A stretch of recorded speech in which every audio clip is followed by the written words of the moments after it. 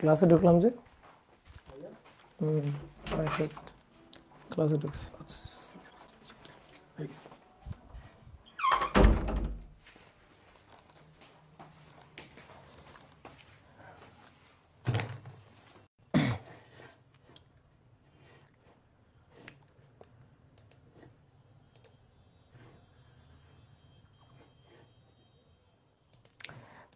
ওকে, যারা অলরেডি যুক্ত হয়ে গেছে তারা একটু কমেন্ট করে জানিয়ে দাও তো সাউন্ড ক্লিয়ার আছে কিনা।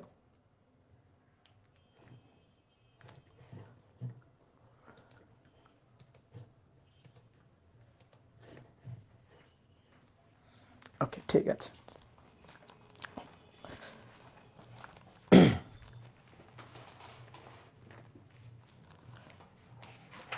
আজকে তো বেশ সুন্দর লাগতেছে আমার।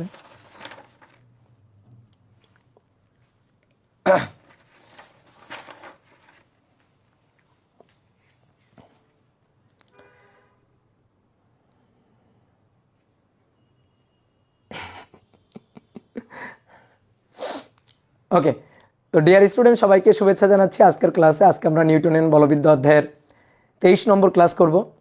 তো এই অধ্যায়ে এক এক করে অনেকগুলো ক্লাস হয়ে গেল। আসলে এই অধ্যায়টা অনেক বড় একটা অধ্যায়। ভেক্টর এবং নিউটনের বলবিদ্যা এই দুইটা অধ্যায় যদি পড়া থাকে, তোমার মনে করো ফার্স্ট পার্টের প্রায় অর্ধেক পড়া হয়ে গেছে। তো নিউটনের বলবিদ্যা এর আজকের ক্লাসে আমরা কেন্দ্রমুখী বলের অনেকগুলো ম্যাথ প্রবলেম সলভ করব, বিভিন্ন টাইপের ম্যাথ প্রবলেম সলভ করব। তো কেন্দ্রমুখী বলের যে দুইটা ক্ষেত্র সবচেয়ে বেশি জরুরি, সবচেয়ে বেশি আমাদের আসে, পরীক্ষাতে সবচেয়ে বেশি কোশ্চেন থাকে, সেই দুইটা টপিক অলরেডি আমাদের পড়া হয়ে গেছে। একটা হচ্ছে ব্যাংকিং আর একটা হচ্ছে সুতার টান।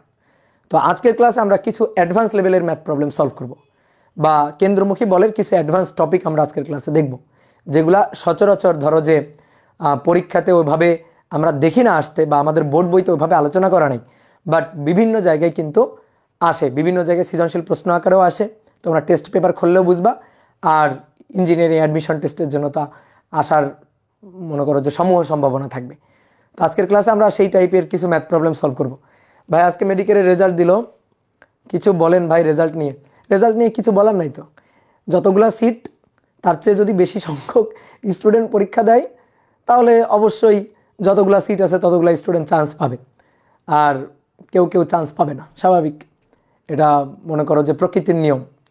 তো যাতে তোমরা কেবল হচ্ছে একাডেমিক ব্যাচ, তোমাদের মনে করো যে এর আগেও আর একটা ব্যাচ পরীক্ষা দিবে। তো এখন থেকে খুব ভালো করে পড়ো। তোমাদের প্যাশন কি, টার্গেট কি, এটা সিলেক্ট করো আগে, যে আমি কোন দিকে যাইতে চাই।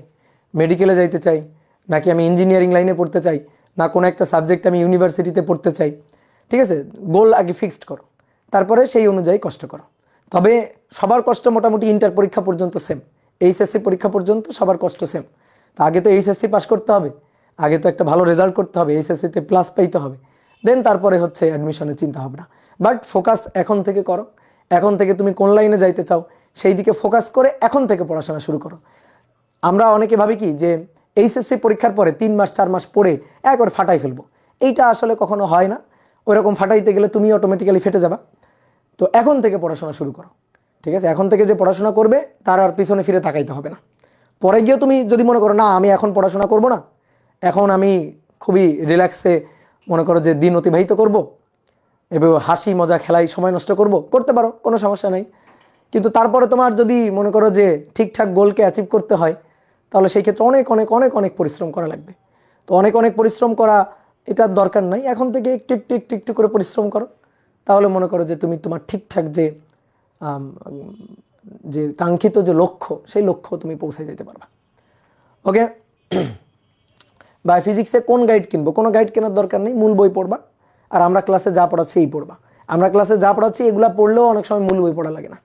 ঠিক আছে, ক্লাস নোটগুলো যদি তুমি খুব ভালো করে সুন্দর করে গোছাই করতে পারো, তাহলে মূল বইও অনেক সময় পড়া লাগে না। বাট মূল বইয়ের কোনো বিকল্প নেই, একটা মূল বই অবশ্যই পড়বা। ঠিক আছে, মূল বইয়ের যে ম্যাথ প্রবলেমগুলো সেইগুলো নিজে নিজে প্র্যাকটিস করবা। প্র্যাকটিসের কোনো বিকল্প নেই, নিজে পড়ার কোনো বিকল্প নেই। ঠিক আছে, অপূর্ব ভাইকে গোলায় খাওয়াই দিলেও তুমি পারবা না যদি তুমি নিজে পড়াশোনা না করো, বুঝলা?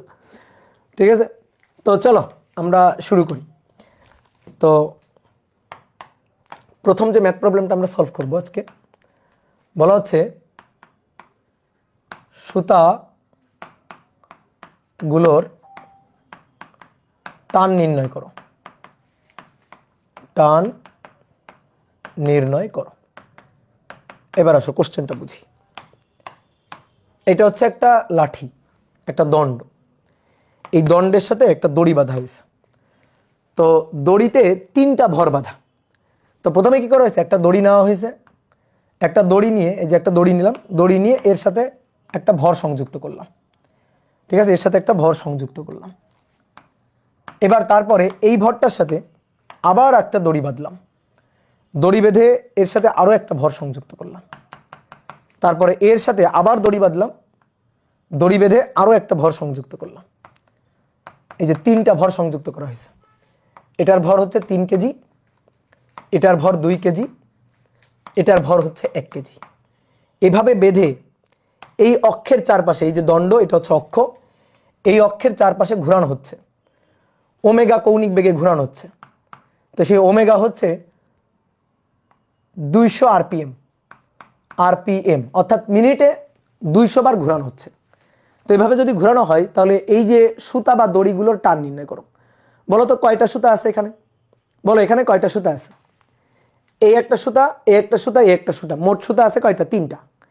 তো এই 3টা সুতায় টান নির্ণয় করতে বলছে। আমি তোমাদের বলছিলাম সুতা আলাদা আলাদা, তাহলে টান আলাদা আলাদা। তো এখানে সুতা আলাদা আলাদা, কিন্তু 1টা 2টা 3টা আলাদা সুতা, তাহলে 3টা আলাদা সুতায় 3টা আলাদা টান।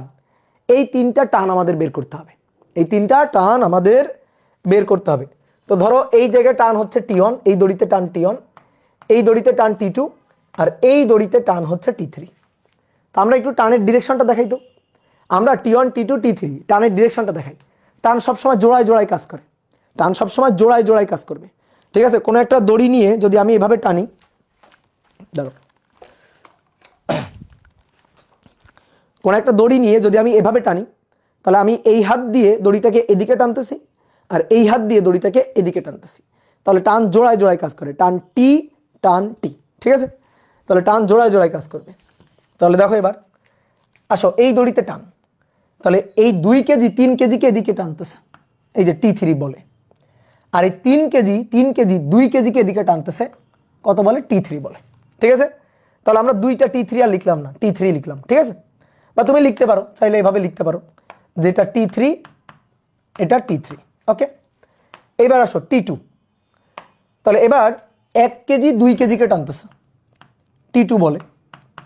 আর 2 কেজি 1 কেজিকে টানতেছে, T2 বলে। এবার আসো এই দড়িতে, এই দড়িতে এই লাঠিটাতে বাঁধা আছে, তাহলে লাঠিটা 1 কেজিকে টানতেছে এদিকে, T1 বলে। আর 1 কেজি লাঠিকে টানতেছে এদিকে, T1 বলে। তাহলে এই হচ্ছে বলগুলা, অ্যানালাইসিস করে নিলাম। এবার আমাদের কি করতে বলছে? টান নির্ণয় করতে বলছে। তা আসো আমরা এই 3 কেজি দিয়ে শুরু করি। আচ্ছা, এটা ঘুরতেছে না বৃত্তার পথে, তাহলে 1 কেজি কিন্তু এরকম একটা বৃত্তার পথে ঘুরছে, 2 কেজি এরকম একটা বৃত্তার পথে ঘুরছে, 3 কেজি কিন্তু এরকম একটা বৃত্তার পথে ঘুরছে, তাই তো? তাহলে বৃত্তার পথে ঘুরতে গেলে কি লাগে? কেন্দ্রমুখী বলের যোগান লাগে। তাহলে কেন্দ্রমুখী বলের যোগান ছাড়া কেউ কিন্তু বৃত্তার পথে ঘুরতে পারবে না। তাহলে আসো আমরা প্রথমে যদি 3 কেজির জন্য চিন্তা করি, ধরো 3 কেজি, শুধু 3 কেজির কথা ভাববো, শুধু 3 কেজির কথা ভাববো। তাহলে এই হচ্ছে 3 কেজি, 3 কেজি এখানে আছে, 3 কেজি এখানে আছে। তাহলে 3 কেজির উপর ক্রিয়ারত বল, আসো 3 কেজির উপর ক্রিয়ারত বল অ্যানালাইসিস করি। 3 কেজির উপর একটাই বল, সেটা হচ্ছে T3, 3 কেজির উপর। আর একটা বল আছে নিচের দিকে ওজন, কিন্তু ওজনের তো কেন্দ্রের দিকে কোনো কন্ট্রিবিউশন নেই। দেখো তো যে বৃত্তার পথে ঘুরবে সেই বৃত্তপথে ওজনের কোনো কন্ট্রিবিউশন আছে? এইরকম একটা বৃত্তার পথে ঘুরবে, তাই তো? তো এরকম একটা বৃত্তার পথে ঘুরলে কেন্দ্রের দিকে যে বলটা, সেই কেন্দ্রের দিকে বলটা কে দিচ্ছে? T3 দিচ্ছে। তাহলে কেন্দ্রের দিকে যে বলটা সেটা হচ্ছে FC, কেন্দ্রের দিকে যে বলটা সেটাই হচ্ছে FC। তাহলে কেন্দ্রের দিকে কেন্দ্রমুখী বল FC এর যোগানদাতা কে? Only T3, only T3। নিচের দিকে ওজন mg, নিচের দিকে ওজন mg, তো এর কোনো কন্ট্রিবিউশন তো কেন্দ্রের দিকে নেই। তাহলে কেন্দ্রমুখী বলের যোগান কে দিচ্ছে? এখানে কেন্দ্রমুখী বলের যোগান দিচ্ছে টান T3। তাহলে টান T3 এটা ইকুয়াল টু হচ্ছে FC, ওকে। আমরা এই T3টা বের করতে চাই, তাহলে T3 FC মানে কি? mv²/r, কিন্তু যেহেতু ওমেগা দেওয়া আছে তাহলে আমরা লিখি m ওমেগা²r, ঠিক আছে, m ওমেগা²r। কি ক্লিয়ার? তো r এর মানটা দেওয়া নেই, আমি একটু লিখে নিই, এটা লিখতে ভুলে গেছি। এটা হচ্ছে 1 মিটার, এইটুকু হচ্ছে 2 মিটার, আর এইটুকু হচ্ছে 3 মিটার। এইটুকু হচ্ছে 3 মিটার। তাহলে আর এর মানটা এই ক্ষেত্রে 3 কেজির ক্ষেত্রে কিন্তু 3 মিটার। তাহলে এবারে আসো মানগুলো বসাই দিব। তাহলে এম ওমেগা হচ্ছে 2 পাই এন ডিভাইডেড বাই টি তার স্কোয়ার ইন্টু আর। তাহলে মান বসালে এম এর মান হচ্ছে 3 kg, 2 pi omega, omega 2 pi n by t. তাহলে ওমেগা 200 আরপিএম, মিনিটে 200 বার, তাহলে উপরে 200, নিচে মিনিটে, তাহলে 60 সেকেন্ড। তাহলে 2 পাই এন বাই টি তার স্কোয়ার, আর আর এর মান হচ্ছে 3, আর এর মান 3 মিটার। তাহলে আসো 3 3 9 গুণ 2 ইন্টু 3.1416 ইন্টু 200 ডিভাইডেড বাই 60 তার স্কোয়ার। তাহলে এই মানটা আসবে 3947.86 নিউটন। দেখো তো এই মানটা এটা আসছে কিনা, দেখো এটা আসছে কিনা, কি ক্লিয়ার? ওকে ভাইয়া, অনুভূমিক নাকি উলম্ব তলে ঘোরানো হচ্ছে? এই যে চিত্র এঁকে দেওয়া আছে, এটা কি উলম্ব তল মনে হচ্ছে তোমার কাছে? তলটা কেমন তল দেখো তো, অনুভূমিক তল। উলম্ব তলে এইটা অক্ষ, উলম্ব তলে এভাবে ঘোরানো যায়? অনুভূমিক তলে ঘোরানো হচ্ছে, হ্যাঁ ঠিক আছে, অনুভূমিক তলে ঘোরানো হচ্ছে। এবার আসো 2 কেজির জন্য। এবার চিন্তা করো 2 কেজি, এই যে এখানে 2 কেজি আছে, তাহলে 2 কেজির উপর বল, দেখো তো 2 কেজির উপর ক্রিয়ারত বল কয়টা? দেখো এই দিক বরাবর যে বলটা আছে 2 কেজির উপর, এদিক বরাবর যে বলটা আছে, এই দিক বরাবর যে বলটা আছে সেটা হচ্ছে T2, T2। 2 কেজির উপর আরো একটা বল আছে এই দিকে, সেটা হচ্ছে T3। তাহলে এই দিক বরাবর আর একটা বল আছে, সেটা হচ্ছে T3। 2 কেজির উপর এই যে দুইটা বল। এবার আমার লাগবে কেন্দ্রের দিকে লব্ধি। তাহলে কেন্দ্র কোন দিকে? এরকম পথে যদি ঘুরতে থাকে, এরকম পথে যদি ঘুরতে থাকে, তাহলে কেন্দ্রটা কোন দিকে? কেন্দ্র হচ্ছে এই দিক বরাবর, তাহলে আমার এই দিক বরাবর বলটা লাগবে এফসি। তাহলে এই দিক বরাবর এফসি হবে T2 মাইনাস T3। তাহলে এফসি ইকুয়াল টু হবে T2 মাইনাস T3। আমার দরকার T2। তাহলে অতএব T2 equal to FC, FC মানে এম ওমেগা স্কয়ার আর, তারপরে প্লাস হচ্ছে T3। তাহলে এখানে এম এর মান কত kg? 2 kg. Omega 2 pi n 200 divided by t 60 তার স্কোয়ার, আর এর মানও 2 মিটার, 2 কেজির জন্য 2 মিটার। দেখো তাহলে 2 প্লাস T3 হচ্ছে 3947.86। তাহলে নাও মান বসাই দাও। তাহলে 2 ইন্টু 3.1416 ইন্টু 260 তার স্কোয়ার গুণ 2, এর সাথে যোগ হবে 3947.86। তাহলে 5702.46 এত নিউটন। Okay clear? এইবার আসো, বাকি থাকলো কত? বাকি থাকলো হচ্ছে 1 কেজি, বাকি থাকলো 1 কেজি। তাহলে 1 কেজির জন্য আসো, 1 কেজির জন্য 1 কেজি এখানে আছে, এটা হচ্ছে 1 কেজি। তাহলে 1 কেজির উপর বল হচ্ছে T1 আর T2, T1 আর T2, 1 কেজির উপর বল T1 T2। তাহলে এই দিক বরাবর ক্রিয়ারত বল T1 আর এই দিক বরাবর T2। তাহলে 1 কেজি সেই রকম বৃত্তাকার পথে ঘুরছে। তাহলে বৃত্তাকার পথে ঘুরতে গেলে কেন্দ্রমুখী বলের যোগান লাগবে, কেন্দ্রমুখী বলের যোগান হবে কেন্দ্রের দিকে এফসি। তাহলে এবার এফসি ইকুয়াল টু হবে T1 minus T2, T1 minus T2। কেন্দ্রের দিকে লব্ধি, তাহলে কেন্দ্রের দিকে কে আছে? T1, আর কেন্দ্রের বাইরের দিকে কে আছে? T2। তাহলে কি হবে? T1 minus T2। তাহলে অতএব T1 চাই। তাহলে fc m omega square r plus T2। তাহলে এম এর মান 1 kg, omega 2 pi 200 divided by 60 তার স্কয়ার 1 প্লাস T2 হচ্ছে 5702.46। 2 ইন্টু 3.1416 ইন্টু 260 তার স্কোয়ার প্লাস 5702.46। তাহলে এটা হচ্ছে 6141.11 এত নিউটন। তো দেখো কত সহজ, কি ক্লিয়ার? তাহলে অনেকের কাছে দেখো এই ম্যাথ কিন্তু প্রথম যে ফেস করবে তার কাছে কি না কি মনে হবে, বাট তুমি যদি কেন্দ্রমুখী বলের কনসেপ্ট জানো এবং ম্যাথ সলভ করার টেকনিক জানো, তোমার যদি জানা থাকে যে কোনো একটা বস্তুর উপর যতগুলো বল কাজ করবে কেন্দ্রের দিকে তাদের লব্ধি হবে কেন্দ্রমুখী বল, এই কথাটুকু জানলেই তুমি এই টাইপের ম্যাথ প্রবলেম সলভ করতে পারবা। এবার একটা জিনিস একটু প্র্যাকটিক্যালি ফিল করো তো, ধরো তিনজনকে আমি দড়িতে এভাবে বেঁধে ঘোরাচ্ছি, ধরো তিনজন, এই M1 M2 M3 মানে 1 কেজি 2 কেজি 3 কেজি, ধরো এই যা তিনজন, চিন্তা করো তুমি তোমার দুইজন বন্ধু এভাবে দড়িতে বেঁধে ঘোরাচ্ছি, সবচেয়ে বেশি প্যারায় বা কষ্টে থাকবে কে? যদি দড়িতে বেঁধে রাখি সবচেয়ে বেশি প্যারায় থাকবে কে, সবচেয়ে বেশি কষ্টে থাকবে কে বলো তো দেখি? প্রথমজন সবচেয়ে বেশি কষ্টে থাকবে, প্রথমজন সবচেয়ে বেশি কষ্টে থাকবে, আর একেবারে লাস্টের যে জন আছে সে একটু আরামে থাকবে আর কি, কারণ তার উপর দড়িতে যে টান বলটা, সেই টান বলটা সবচেয়ে কম, দেখো T3 সবচেয়ে কম আর T1 সবচেয়ে বেশি, T1 সবচেয়ে বেশি। আচ্ছা ধরো একই দড়ি দিয়ে আমি বাঁধছি, ধরো একই দড়ি, একই টাইপের দড়ি, এখানেও যে দড়ি এখানেও সেই দড়ি এখানেও সেই দড়ি, এইভাবে ঘুরাইতে থাকলে বলো তো আগে ছিঁড়ে যাবে কোন দড়িটা? ধরো আমি ঘুরাচ্ছি ঘুরাচ্ছি ঘুরাচ্ছি, ঘূর্ণন স্পিড আস্তে আস্তে আস্তে আস্তে বাড়াচ্ছি, সবচেয়ে আগে ছিঁড়ে যাবে কোনটা? সবচেয়ে আগে ছিঁড়ে যাবে কোন দড়িটা? এই দড়িটা, এই দড়িটা, না এই দড়িটা? প্রথম, দ্বিতীয় না তৃতীয়? প্রথম দড়িটাই দেখবা আগে ছিঁড়ে যাবে। তুমি চাইলে একটু বাসায় প্র্যাকটিক্যাল করে দেখো, তুমি সুতা দিয়ে 3টা বস্তুকে এভাবে বাঁধবা, বাঁধার পরে ঘুরাইতে থাকবা, ঘূর্ণন স্পিড আস্তে আস্তে আস্তে আস্তে বাড়াইতে থাকবা, বাড়াইতে থাকলে দেখবা সবচেয়ে আগে যদি ছিঁড়ে যায় তাহলে এই দড়িটাই ছিঁড়ে যাবে। তো সেক্ষেত্রে কথা আছে, দড়িগুলো কিন্তু একই টাইপের দড়ি হইতে হবে। ধরো এই যে দড়ি, এই দড়ির সর্বোচ্চ যে টান সহ্য করতে পারে, সর্বোচ্চ যে টান সহ্য করতে পারে সেটা হচ্ছে 7000 নিউটন। ধরো সর্বোচ্চ টান সহ্য করতে পারে 7000 নিউটন।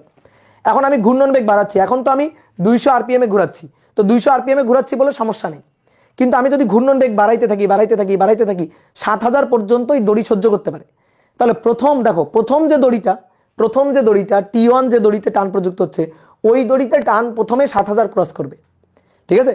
এটা দেখো আপাতত 6141 আছে, এটা 5000 সামথিং আছে, এটা আছে 3000 সামথিং, মানে 4000 এর কাছাকাছি। তাহলে সবচেয়ে বেশি টান আছে কই? প্রথম অংশে, প্রথম দড়ির অংশে সবচেয়ে বেশি টান আছে। তাহলে আমি যদি ঘূর্ণন স্পিড বাড়াইতে থাকি তাহলে প্রথম দড়ির অংশ ওইটাই কিন্তু প্রথমে যে সর্বোচ্চ যে টান ওইটা মনে করো যে অতিক্রম করে যাবে, তাহলে অতিক্রম করে গেলে ওই দড়িটাই ছিঁড়ে যাবে, ঠিক আছে?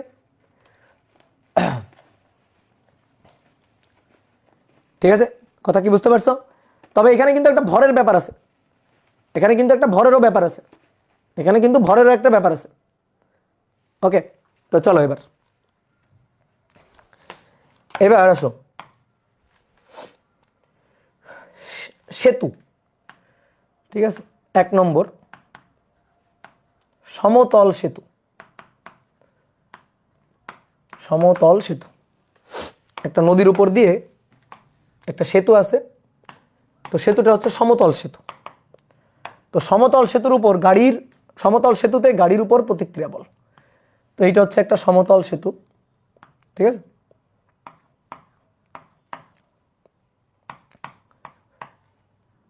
এই যে এরকম ভাবে থাকে না, এই যে ঝুলন্ত ঝুলন্ত সেতু,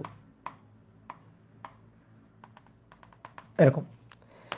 তো এই সেতুর উপর দিয়ে ধরো একটা গাড়ি যাচ্ছে, ঠিক আছে? সেতুর উপর দিয়ে ধরো একটা গাড়ি যাচ্ছে, এটা হচ্ছে গাড়িটা,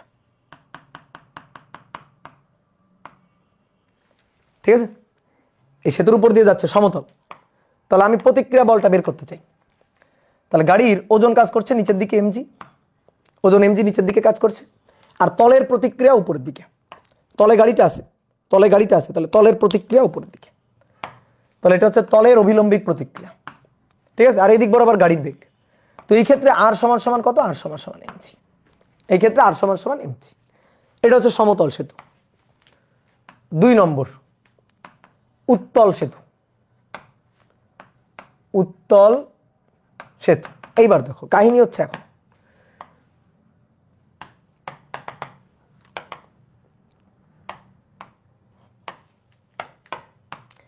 একটা উত্তল সেতু, এরকম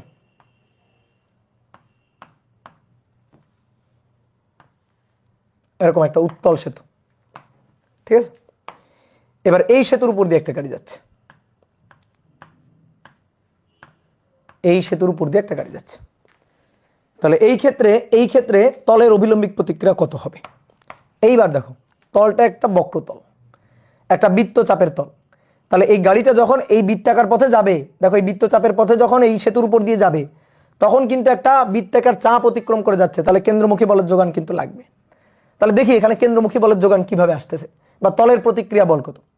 তাহলে গাড়ির উপর ওজন কাজ করতেছে নিচের দিকে, পৃথিবী গাড়িকে টানতেছে নিচের দিকে, তাহলে এটা হচ্ছে mg। যেহেতু একটা তলে আছে তো তলের প্রতিক্রিয়া থাকবে তলের অবিলম্ব বরাবর উপরের দিকে, এটা হচ্ছে তলের অবিলম্বিক প্রতিক্রিয়া আর। ওকে ডান। এইবার আসো, দেখো আগে সমতল রাস্তায় যাচ্ছিল, কেন্দ্রমুখী বলের যোগান দেওয়া লাগবে না, কিন্তু এবার কেমন রাস্তায় যাচ্ছে বলো, এবার কেমন রাস্তায় যাচ্ছে? এবার যাচ্ছে একটা বৃত্তাকার পথে, উত্তল উত্তল একটা বক্রতলে যাচ্ছে, তাহলে এবার কিন্তু কেন্দ্রমুখী বলের যোগান লাগবে। যতগুলো বল কাজ করবে কেন্দ্রের দিকে তাদের লব্ধি হবে কেন্দ্রমুখী বল, তাহলে নিচের দিকে এমজি উপরের দিকে আর, যতগুলো বল এই দুইটা বলই কাজ করছে, তাহলে এদের লব্ধি কেন্দ্রের দিকে লব্ধি হবে কেন্দ্রমুখী বল। তাহলে কেন্দ্র কোন দিকে? এই বৃত্তাকার, এই যে বৃত্তাকার যে পথটা এর কেন্দ্র হচ্ছে এখানে, তাহলে কেন্দ্রের দিকে লব্ধি হবে কেন্দ্রমুখী বল, কেন্দ্রের দিকে লব্ধি কেন্দ্রমুখী বল এফসি। কি ক্লিয়ার? তাহলে এবার বলো এফসি সমান সমান কত হবে? এফসি সমান সমান কেন্দ্রের দিকে কি আছে? এমজি, আর কেন্দ্রের বাইরের দিকে আর, তাহলে এমজি মাইনাস আর। ঠিক আছে? আর এফসি মানে কি? এমভি স্কোয়ার বাই আর বা এম ওমেগা স্কোয়ার আর। তাহলে অতএব আর সমান সমান আমরা প্রতিক্রিয়াটা বের করতে চাই, তাহলে আর সমান সমান কত হবে? আর কে এই পাশে নিয়ে আসো, তাহলে এমজি মাইনাস আর কে এই পাশে নিয়ে আসলাম, তাহলে m g minus m v square by r, m v square by আর।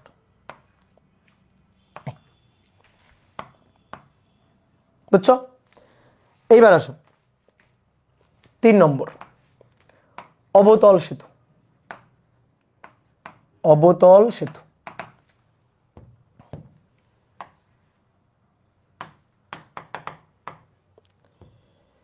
এবার সেতুটা হচ্ছে অবতল, এরকম সেতু, এই সেতুর উপর দিয়ে গাড়ি যাচ্ছে, তো ধরো গাড়িটা এখানে আছে, তাহলে নিচের দিকে ওজন এমজি, তলের অবিলম্বিক প্রতিক্রিয়া আর উপরের দিকে, তলের অবিলম্বিক প্রতিক্রিয়া আর উপরের দিকে, যতগুলো বল ক্রিয়া করবে কেন্দ্রের দিকে তাদের লব্ধি হবে কেন্দ্রমুখী বল। ঠিক আছে? এফসি।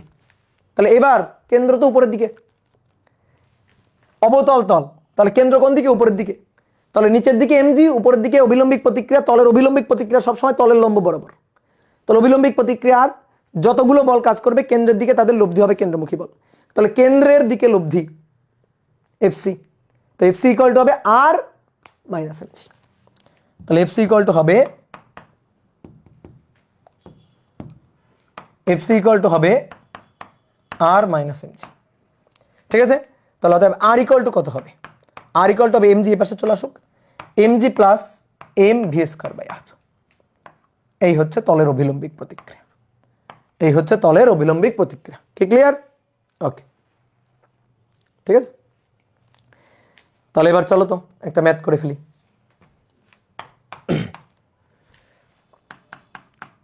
বলা হচ্ছে 500 কেজি ভরের একটি গাড়ি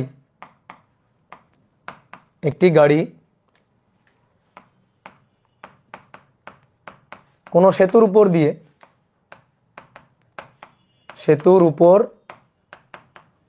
দিয়ে 13 মিটার পার সেকেন্ড বেগে চলছে,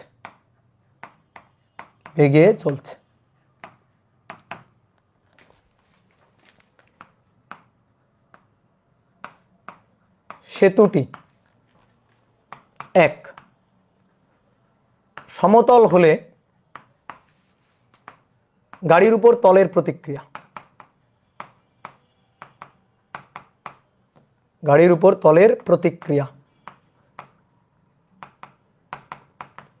2 সেতুটি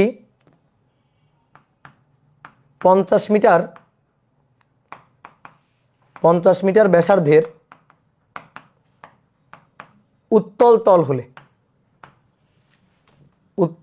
হলে গাড়ির উপর তলের প্রতিক্রিয়া,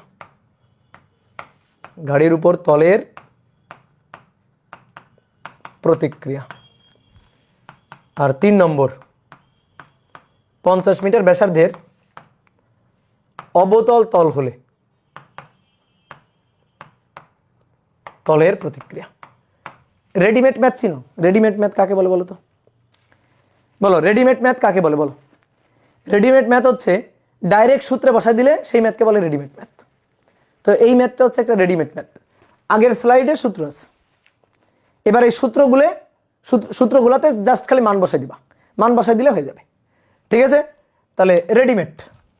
তাহলে আসো প্রথমে কি বলছে, প্রথমেই বলছে যে সেতুটা একটা সমতল সেতু হলে, তাহলে সমতল যদি হয়, তাহলে গাড়ির উপর প্রতিক্রিয়া নিচের দিকে ওজন mg, আর তলের অভিলম্বিক প্রতিক্রিয়া উপরের দিকে r, তাহলে r ইকুয়াল টু mg।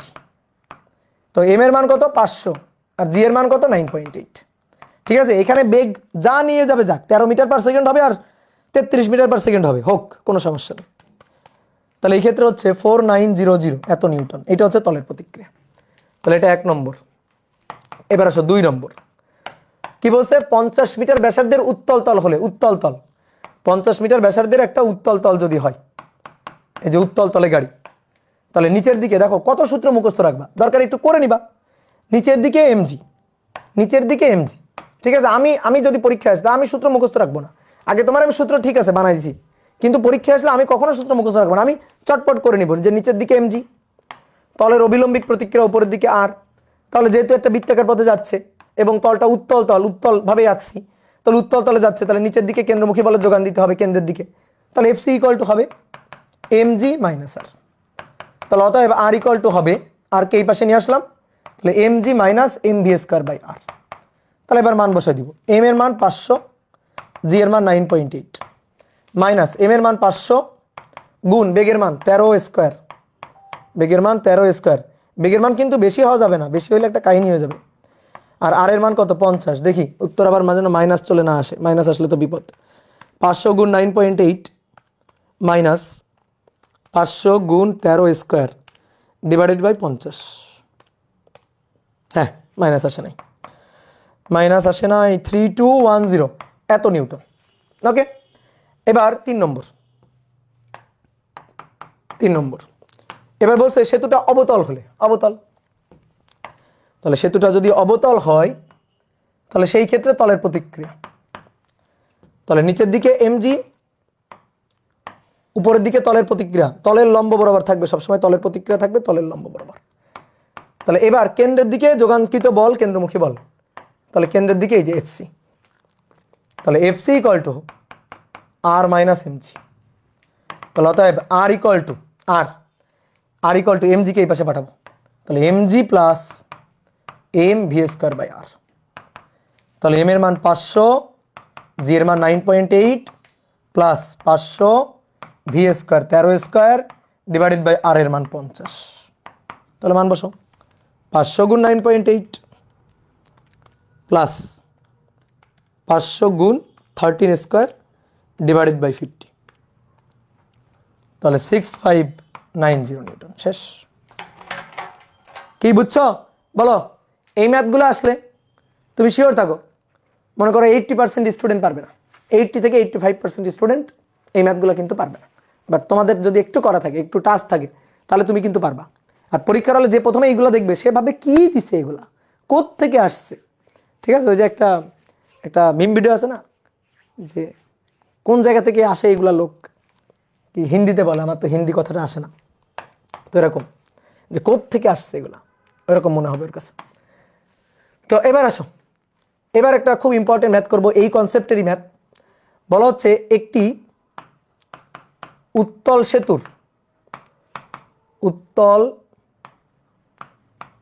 সেতুর ব্যাসার্ধ, বক্রতার ব্যাসার্ধ, একটি উত্তল সেতুর বক্রতার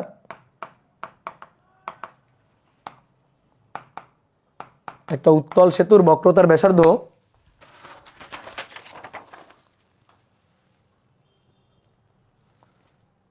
50 মিটার, একটি গাড়ি এই সেতুর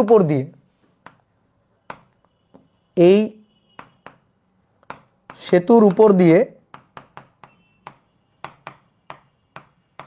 সর্বোচ্চ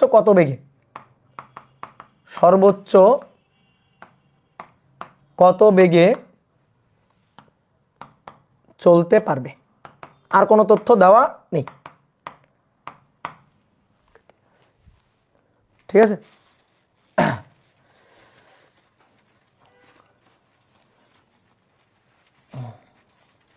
ও আচ্ছা, এটা এটা ওবায়দুল কাদেরের ডায়লগ। হ্যাঁ হ্যাঁ হ্যাঁ হ্যাঁ, মনে পড়ছে যে কারা এরা, কোত্থেকে এলো এরা, তাই না? তোরা বলবে যে এসব ম্যাথ কোন জায়গা থেকে আসছে, কোত্থেকে আসলো এই ম্যাথ।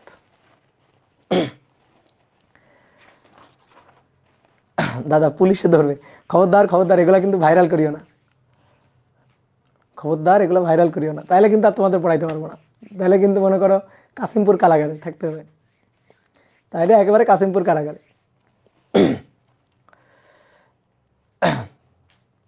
তো দেখো কি বলছে, একটি উত্তল সেতুর বক্রতার ব্যাসার্ধ হচ্ছে 50 মিটার, বক্রতার ব্যাসার্ধ। এখন বলছে একটি গাড়ি এই সেতুর উপর দিয়ে সর্বোচ্চ কত বেগে চলতে পারবে। কেন সর্বোচ্চ কত বেগে চলতে পারবে? কেন বেগ আমি বাড়াইতে বাড়াইতে বাড়াইতে বাড়াইতে অনেক বেশি বেগ নিয়ে যাবো, সমস্যা কি?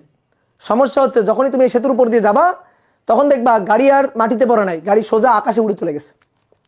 তুমি যদি অনেক বেশি বেগ নিয়ে সেতুর উপর দিয়ে যাও, অনেক বেশি বেগ, এই রাস্তায় যাওয়ার জন্য একটা সর্বোচ্চ বেগ আছে, তুমি যদি এই বেগের চেয়ে বেশি বেগ নিয়ে যাও তাহলে গাড়ি উড়ে আকাশে চলে যাবে, গাড়ি উড়ে আকাশে চলে যাবে, ওই গাড়ি আর মাটিতে নামবে না, সোজা এভাবে উঠে, মানে নর্মালি তো যাওয়ার কথা এইভাবে, এইভাবে গিয়ে যাওয়ার কথা, কিন্তু ওই গাড়ি এইভাবে উঠে চলে যাবে। বুঝতে পারছো? এই ঘটনাটা ঘটবে। ঠিক আছে, তো এইবার আসো, এবার আসো দেখি আমরা একটু হিসাব নিকাশ করি। উত্তল তল, উত্তল তল, একটা গাড়ি ইচ্ছা মতো বেগ নিয়ে কিন্তু এই উত্তল তলে আসতে পারবে না, ইচ্ছা মতো বেগ নিয়ে আসতে পারবে না। এই তলে যাওয়ার জন্য, এই তলে চলার জন্য একটা সর্বোচ্চ বেগ আছে, এর চেয়ে বেশি বেগে যাইতে পারবে না। এর চেয়ে বেশি বেগে যদি চলে, এর চেয়ে যদি বেশি বেগে চলে তাহলে কি ঘটনা ঘটবে?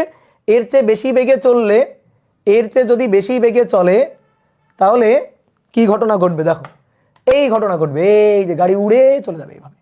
ঠিক আছে, এই গাড়ি এই বরাবর গিয়ে আসবে না, এই বরাবর যাবে না, অনেক বেশি বেগ নিয়ে আসছে। ধরো বেগের মানটা কম, তাহলে গাড়ি এইভাবে উঠে, এইভাবে উঠে গাড়িটা এইভাবে ঘুরে চলে আসছে, বেগের মান কম।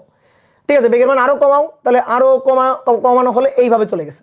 কিন্তু বেগের মান যদি একটা ওই যে নির্দিষ্ট বেগ আছে তার চেয়ে যদি বেশি বেগে যাও তাহলে এইভাবে সোজা চলে গেছে, অর্থাৎ রাস্তা থেকে ছিটকে বাইরে বের হয়ে গেছে। তো এরকম একটি ঘটনা ঘটবে যদি তুমি ইচ্ছা মতো বেগ নিয়ে যাও। তো দেখো কেন এটা ঘটে, এর উপর ক্রিয়ারত বলগুলোকে অ্যানালাইসিস করি। নিচের দিকে ওজন mg আর তলের অভিলম্বিক প্রতিক্রিয়া উপরের দিকে r। তাহলে এই পথে ঘোরার জন্য অবশ্যই কেন্দ্রমুখী বলের যোগান দিতে হবে, কারণ পথটা বৃত্তাকার পথ। তাহলে কেন্দ্রমুখী বলের যোগান দিলে কেন্দ্রমুখী বল কোন দিকে থাকবে? কেন্দ্রের দিকে, এফসি। তাহলে এই এফসি ইকুয়াল টু হবে, এফসি ইকুয়াল টু হবে mg minus r, mg minus r। এবার এফসি হচ্ছে mv square by r, mv square by r equal to mg minus r। এবার শোনো, নিরাপদ সর্বোচ্চ বেগের জন্য, নিরাপদ সর্বোচ্চ বেগের জন্য, নিরাপদ সর্বোচ্চ বেগের জন্য আর হবে 0। এই যে এটাই হচ্ছে শর্ত, আর এর মানটা 0 হইতে হবে। আর এর মানটা 0 হলেই তখন যে বেগটা পাওয়া যাবে ওটাই হচ্ছে সর্বোচ্চ বেগ, এবং সেই সর্বোচ্চ বেগ হচ্ছে ওই যে পানি পড়বে না, সুতায় ঢিল পড়বে না, সেই ম্যাথ। তাহলে আর এর মান যদি 0 হয় তাহলে এম কাটাকাটি ভি ইকুয়াল টু √r/c, শেষ। এবার কথা হচ্ছে কি, যে সর্বোচ্চ বেগের জন্য আর কেন শূন্য হবে, ফিল করতে চাই, আসো ফিল করি। তাহলে fc equal to mg minus r, mg minus প্রতিক্রিয়া r, এই এফসি হচ্ছে mv square by r equal to mg minus প্রতিক্রিয়া r। এবার শোনো, ভালো করে শোনো, ধরো তুমি যে বেগ নিয়ে বর্তমানে যাচ্ছ সেই বেগের জন্য এই কেন্দ্রমুখী বল mv স্কয়ার বাই r, এটার মান লাগবে হচ্ছে 10। এই 10 কে দেবে?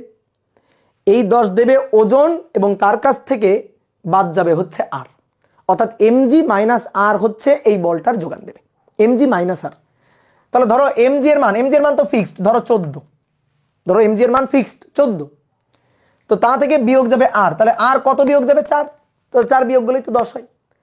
mg এর মানটা ফিক্সড 14, তাহলে তা থেকে প্রতিক্রিয়া বাদ যাবে, প্রতিক্রিয়া কত বাদ যাবে? 4 বাদ যাবে, 4 বাদ দিয়ে যা থাকবে 10 থাকবে, সেই 10ই হচ্ছে কেন্দ্রমুখী বলের যোগান দিবে। কথা কি বুঝলা? ক্লিয়ার? এইবার আসো, যদি আমি বেগের মানটা বাড়াইতে থাকি তাহলে কি হবে? আচ্ছা, বেগের মান যদি আমি এখানে বাড়াই, এখানে যদি বেগের মানটা বাড়াই তাহলে mv স্কয়ার বাই r, এই বলের মানটা বাড়বে। তো এই বলের মানটা বেড়ে কত হবে? ধরো এই বলের মানটা বেড়ে হবে 11, তাই না? কত হবে? 11। এখন এই 11 যোগানটা কে দেবে? mg মাইনাস আর দেবে, ঠিক আছে, mg মাইনাস আর দেবে। তো mg তো ফিক্সড, mg তো 14 দিচ্ছে, এটা তো কমানো যাবে না, বাড়ানো যাবে না। তাহলে আমার তো বানাইতে হবে 11। তাহলে 11 বানাইতে গেলে বলো প্রতিক্রিয়া কত? প্রতিক্রিয়া কত এবার? প্রতিক্রিয়া এবার হচ্ছে 3। কি ক্লিয়ার? এবার ফিল করো তো, তুমি গাড়ি চালাচ্ছ, তুমি এই উত্তল তলের উপর দিয়ে যাবা, তোমার বেগ যখন কম থাকবে না, বেগ যদি কম হয় তাহলে সেই ক্ষেত্রে দেখবা তলের প্রতিক্রিয়া তুমি টের পাচ্ছ, প্রতিক্রিয়া বেশি হয়ে যাচ্ছে। কিন্তু বেগ তুমি বাড়াইতে থাকো, বাড়াইতে থাকো, বাড়াইতে থাকো, তোমার মনে হবে না যে গাড়ি আর মাটিতে নেই, গাড়ি উড়ে যাচ্ছে, মাটি থেকে উপরে উঠে যাচ্ছে। অনেক সময় দেখবা গাড়ির স্পিড যখন অনেক বেশি হয়, ঠিক আছে, যারা গাড়ি টাড়ি চালাইছো, স্পিড যদি অনেক বেশি হয় মনে হয় যেন গাড়ি উঠতেছে, তো সেরকম একটা ঘটনা।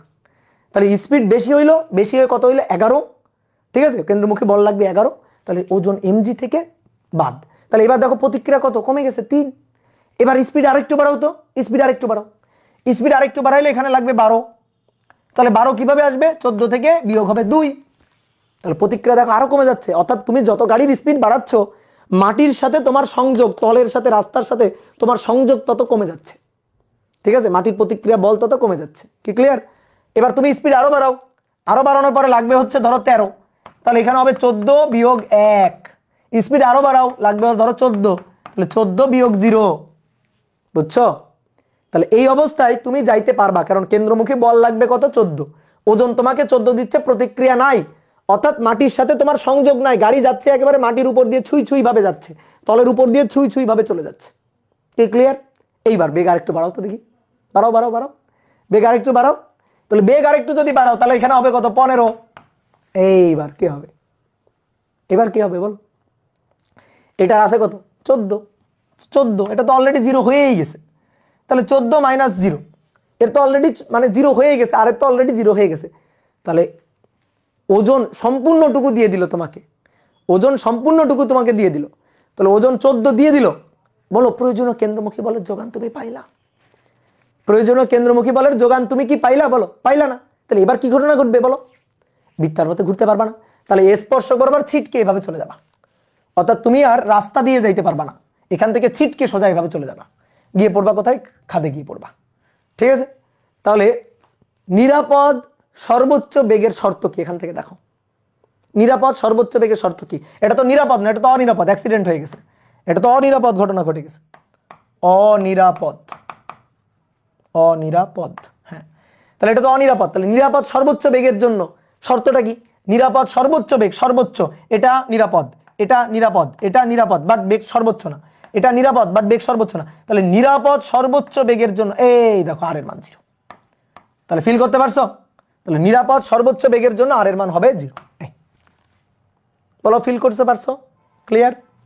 এবার এম কাটাকাটি, তাহলে নিরাপদ সর্বোচ্চ বেগ ভি ম্যাক্স, তাহলে √RG, ঠিক আছে। তাহলে পানি পড়বে না, ঢিল পড়বে না, গাড়ি ছিটকে পড়বে না, সবকিছুর সূত্র হচ্ছে এটা, V max equal to √RG।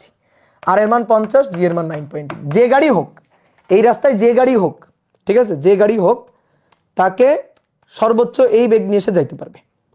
তাহলে এটা হচ্ছে 22.135 এত মিটার/সেকেন্ড। তো তুমি একটা কাজ করবা, ব্রিজের সামনে এরকম একটা সাইনবোর্ড দিয়ে দিবা যে এই ব্রিজ অতিক্রম করার জন্য যে কোনো গাড়ির সর্বোচ্চ বেগ হচ্ছে এইটা। এই বেগের চেয়ে যদি বেশি বেগ নিয়ে যাইতে চাই তাহলে সোজা মনে করো স্বর্গের রাস্তা দেখাই দিবা, বুঝতে পারছো? কেউ মনে করো মরতে চাই, তাহলে তারে বলবা আচ্ছা ঠিক আছে এই রাস্তায় ওঠো, বেগের মান করে দাও 25, বেগের মান 25 মিটার/সেকেন্ড করে দাও, বেগের মান 25 মিটার/সেকেন্ড করে এই রাস্তা অতিক্রম করে চলে যাও, তাহলে মনে করো যে সোজা একেবারে হ্যাঁ স্বর্গের রাস্তায় চলে যাবে, বুঝতে পারছো? তাহলে দুর্ঘটনা ঘটে যাবে। এটা কিন্তু খুব সুন্দর একটা ম্যাথ। এবার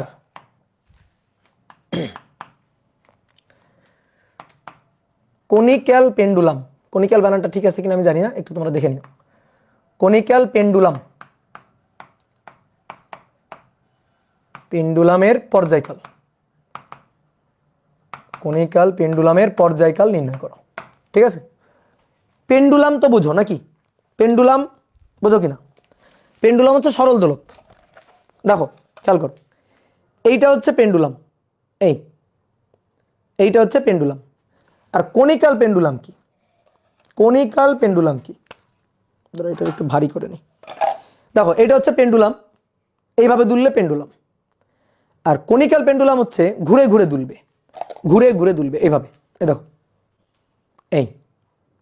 এইটা হচ্ছে কনিক্যাল পেন্ডুলাম। এই যে ঘুরে ঘুরে ঘুরে ঘুরে দুলবে, এইটা হচ্ছে কনিক্যাল পেন্ডুলাম। বুঝছো?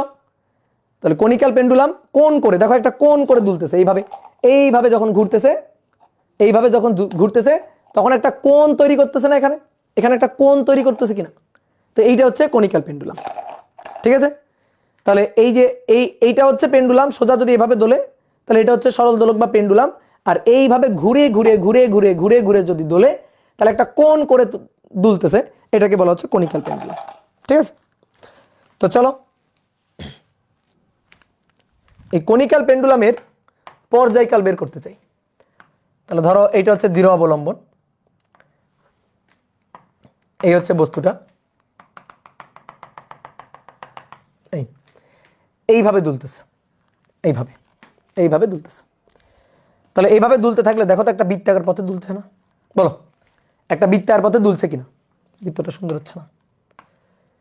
তাহলে বৃত্তার পথে দুলতে গেলে, বৃত্তার পথে ঘুরতে গেলে কেন্দ্রমুখী বল লাগবে না? বলো কেন্দ্রমুখী বল লাগবে কিনা? তাহলে এইখানে অ্যানালাইসিস করো, কেন্দ্রমুখী বলের যোগান কে দিচ্ছে, কিভাবে কেন্দ্রমুখী বলের যোগান পাচ্ছে, সবকিছু অ্যানালাইসিস করো সুন্দর করে। তাহলে আসো, কোনো বস্তু যদি বৃত্তার পথে ঘোরে তার উপর ক্রিয়ারত বলগুলাকে অ্যানালাইসিস করবা, আর তারপরে কেন্দ্রের দিকে, যে বৃত্তার পথে ঘুরবে তার কেন্দ্রের দিকে হবে কেন্দ্রমুখী বল। তাহলে দেখো এর ওজন কাজ করছে নিচের দিকে, এমজি, ওজন এমজি নিচের দিকে। দেখো দড়ি বা সুতা দিয়ে বাঁধা আছে, তাহলে দড়ি বা সুতার একটা টান আছে এই দিক বরাবর, এই যে দড়ি বা সুতার টান এই দিক বরাবর। তো এই দড়ি বা সুতার টান, এই দড়ি বা সুতার টান, এটা হচ্ছে টি, এটা হচ্ছে টি।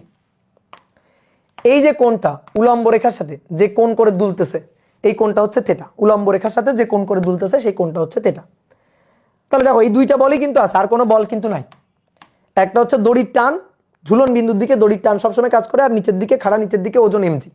এই দুইটা বল ছাড়া আর কোনো বল কিন্তু নাই। এবার তাহলে একটা কাজ করি, এই টি কে দেখো এমজি কত সুন্দর, এই যে বৃত্তার পথের যে ব্যাসার্ধ, সেই ব্যাসার্ধের সাথে, এই যে বৃত্তার পথের ব্যাসার্ধ হচ্ছে আর, এই ব্যাসার্ধের সাথে এমজি কত সুন্দর 90 ডিগ্রি কোণে আছে, খুব ভালো কোণে আছে। তাহলে বাঁকাতারা হয়ে আছে কে? বাঁকাতারা হয়ে আছে টি। ওইটারে দুইটা উপাংশে ভেঙে ফেলবো, এইটারে দুইটা উপাংশে ভেঙে ফেলবো। তাহলে এটারে যদি দুইটা উপাংশে ভাঙা যায়, দেখো তো এই বরাবর একটা উপাংশ আর এই বরাবর একটা উপাংশ হয় না? তো এই কোণটা থেটা হলে এই কোণটাও থেটা, আর এটা টি হলে এটা টি কস থেটা। আর এই দিক বরাবর যেটা অনেকটা ব্যাংকিং এর মতো, এই দিক বরাবর যেটা সেটা হচ্ছে টি সাইন থেটা। বুঝতে পারছো? তাহলে কেন্দ্রের দিকে কেন্দ্রমুখী বল, বলো কেন্দ্রের দিকে কেন্দ্রমুখী বলের যোগান পাইছো কিনা? খুঁজে দেখো তো কেন্দ্রের দিকে কেন্দ্রমুখী বলের যোগান পাইছো কিনা? বলো কেন্দ্রমুখী বলের যোগান কে দিচ্ছে? দেখো যোগান কে দিচ্ছে? কেন্দ্রমুখী বলের যোগান টি সাইন থেটা। ইয়েস, তাহলে কেন্দ্রমুখী বলের যোগান এই যে কেন্দ্রের দিকে এফসি, এফসি। তো এফসি কার কাছ থেকে আসতেছে? টি সাইন থেটার কাছ থেকে আসতেছে। এমজি দিচ্ছে না, কারণ এমজি কজ 90, এমজি কজ 90, আবার টি কস থেটা তারও তো 90 উপাংশ। তো টি কে ভেঙে দুটো উপাংশ পাইলাম, টি কস থেটা, টি সাইন থেটা। টি সাইন থেটা কেন্দ্রের দিকে, সেই কেন্দ্রমুখী বলের যোগান দিচ্ছে। তো আমরা চাই একবার ঘুরে আসতে কত সময় লাগবে, সেটা হচ্ছে পর্যায়কাল। একবার ঘুরে আসতে সময়, এভাবে যে ঘুরতেছে না, ঘুরে আসতেছে, একবার ঘুরে আসতে যে সময় সেটা হচ্ছে পর্যায়কাল। আমরা ওই পর্যায়কালটা চাই। তাহলে t cos theta equal to m g আর t sine theta equal to f c. তো t sine theta that is f c, অতএব টি সাইন থেটা এটা equal to M V square by r, এটার সমীকরণ নম্বর 1 বলি। আর t cos theta equal to m g, t cos theta equal to m g. ঠিক আছে? এটাকে m V square by r বলছি না, যেহেতু আমাদের পর্যায়কাল লাগবে। তুমি চাইলে এটাকে এম ওমেগা স্কোয়ার আরও লিখতে পারো, এম ওমেগা স্কোয়ার আর এটাও লিখতে পারো। ঠিক আছে? এম ভি স্কোয়ার বাই আরও লিখতে পারো, এম ওমেগা স্কোয়ার আরও লিখতে পারো, তোমার যেটা খুশি, তোমার যেটা ইচ্ছা। এবার আমাদের লাগবে পর্যায়কাল, পর্যায়কাল ওমেগার মধ্যে আছে, omega equal to 2 pi by t. ওই যে টিটা আমাদের লাগবে, এই যে টিটা আমাদের দরকার। বুঝতে পারছো? তাহলে একটা কাজ করে দাও, এই দুইটাকে কি করতে ইচ্ছা করতেছে তোমার? বলো এই দুইটাকে কি করতে ইচ্ছা করতেছে? ভাগ করতে। তাহলে ভাগ করে দাও, 1/2, 1/2। তাহলে 1/2 টি সাইন থেটা, নিচে টি কস থেটা, উপরে এম এম কাটাকাটি করে ওমেগা স্কোয়ার আর এবং জি, টি আর টি কাটাকাটি, sine by cos tan theta লিখতে পারো, কিন্তু আপাতত তোমার তো ওমেগা বের করতে হবে, সো তুমি আগে লিখো না। দেখো এবার এটা হচ্ছে আর, এই যে সুতার দৈর্ঘ্য বা দড়ির দৈর্ঘ্য এটা হচ্ছে এল। তাহলে তুমি একটু দেখো, আমি এখানে একটু চিত্রটা আঁকি, তুমি একটু দেখো। এইটা হচ্ছে আর, এইটা হচ্ছে থেটা, এইটা হচ্ছে এল। তাহলে এই কোণের জন্য কস থেটা, ঠিক আছে? তাহলে cos θ ইকুয়াল টু কোণের বিপরীত হচ্ছে লম্ব, তাহলে cos θ হবে না, sin θ। তাহলে সাগরে লবণ আছে, তাহলে কোণের বিপরীত লম্ব, তাহলে sin θ ইকুয়াল টু লম্ব বাই অতিভুজ। তাহলে অতএব r ইকুয়াল টু কত হবে? r ইকুয়াল টু হবে l sin θ, r equal to হবে l sin θ। হয়ে গেছে, শেষ। তাহলে sin θ divided by cos θ equal to omega square r মানে l sin θ divided by g। এইবার sin θ কাটাকাটি, omega equal to 2 pi by T, omega equal to 2 pi by t. তাহলে আমরা দেখো তো l cos θ omega square equal to l g divided by l cos θ, তাই তো, g divided by l cos θ। এবার omega মানে 2 pi by t, তাহলে 2 pi by T root এই পাশে চলে গেল, g divided by l cos θ। আমাদের দরকার t, তাহলে উল্টে যাবে, t ইকুয়াল টু হবে 2 pi root over l cos θ divided by g। এই হচ্ছে আমাদের কাঙ্ক্ষিত সূত্র। ঠিক আছে, এটা হচ্ছে কনিক্যাল পেন্ডুলামের পর্যায়কালের সূত্র, কনিক্যাল পেন্ডুলামের পর্যায়কালের সূত্র। ঠিক আছে, তাহলে এবার তুমি সুতার দৈর্ঘ্য কত বসাই দিবা, কত কোণ করে ঘুরতেছে, কত কোণে চারপাশে ঘুরতেছে, এই যে উলম্ব রেখার সাথে যে কোণটা, সেই কোণের মানটা এখানে বসাই দিবা, জি এর মান 9.8 জানো, তাহলে তুমি কনিক্যাল পেন্ডুলামের পর্যায়কাল পেয়ে যাবা। এবার একটা মজার ব্যাপার বলি তোমারে, তুমি 9-10 এ পড়ছো মেবি, ঠিক আছে, বা পর্যাবৃত্ত গতি চ্যাপ্টার যখন পড়বা তখন তুমি এটা জানবা। শর্টকাট, নর্মাল যে পেন্ডুলাম, নর্মাল পেন্ডুলাম যেটা, এই যে নর্মাল পেন্ডুলাম যখন দুলতে থাকে, নর্মাল পেন্ডুলামের এইখান থেকে এই পর্যন্ত যে দূরত্ব, এটাকে বলা হয় কার্যকর দৈর্ঘ্য এল। বলতো নর্মাল পেন্ডুলামের পর্যায়কালের সূত্র কি? কনিক্যাল পেন্ডুলাম না, নর্মাল পেন্ডুলাম, এর পর্যায়কালের সূত্র কি বলতো দেখি? T equal to 2 pi root over l by g, এটাই হচ্ছে সূত্র। T equal to 2 pi root over l by g. হ্যাঁ, অনেকে জানো কিন্তু এটা, তাই না? এবার মজার ব্যাপার হচ্ছে এখানেও তাই, এখানেও তাই, এখানেও তাই। কেমনে এখানেও তাই? এই দৈর্ঘ্যটা কত? এল তো।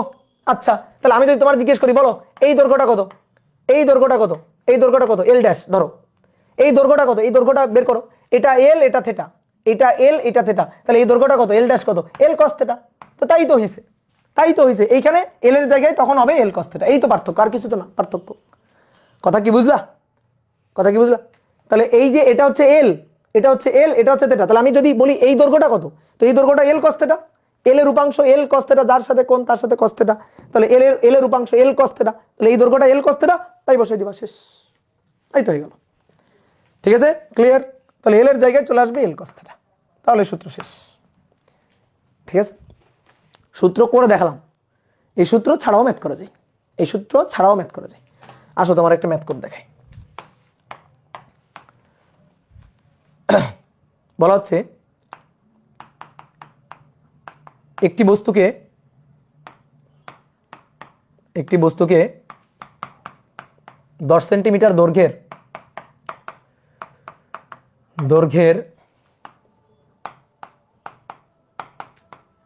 সুতায় বেঁধে, 10 সেন্টিমিটার দৈর্ঘ্যের সুতায় বেঁধে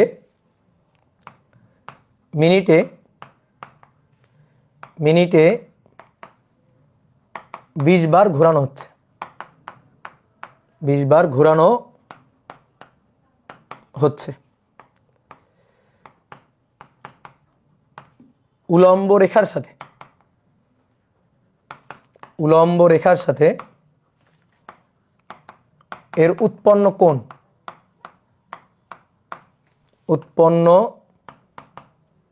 কোণ নির্ণয় করো এবং পর্যায়কাল নির্ণয় করো, রৈখিক বেগ নির্ণয় করো, রৈখিক বেগ নির্ণয় করো। ঠিক আছে, তাহলে কি বলছে? কোন একটা দৃঢ় অবলম্বন থেকে একটা বস্তুকে সুতায় বাঁধা হয়েছে, সুতায় বেঁধে ঝুলানো হয়েছে। সুতার দৈর্ঘ্য কত? 10 সেন্টিমিটার। 10 সেন্টিমিটার দৈর্ঘ্যের সুতায় বেঁধে মিনিটে 20 বার ঘোরানো হচ্ছে। তো এমন ভাবে ঘোরানো হচ্ছে যেন উলম্ব রেখার সাথে কোণ তৈরি করে থাকে। আমি সংক্ষেপে লিখছি, কিন্তু তুমি প্রশ্ন পড়লে বুঝবা। বলা হচ্ছে উলম্ব রেখার সাথে এর উৎপন্ন কোণ কত, তার মানে এমন ভাবে ঘোরানো হচ্ছে যেন উলম্ব রেখার সাথে একটা কোণ তৈরি করে থাকে, উলম্ব রেখার সাথে কোণ তৈরি করে থাকে, এই কোণটা থেটা, এইটা আমাদের বের করতে বলছে। তো মিনিটে কয়বার ঘোরানো হচ্ছে বলো? মিনিটে কয়বার? মিনিটে 20 বার ঘোরানো হচ্ছে।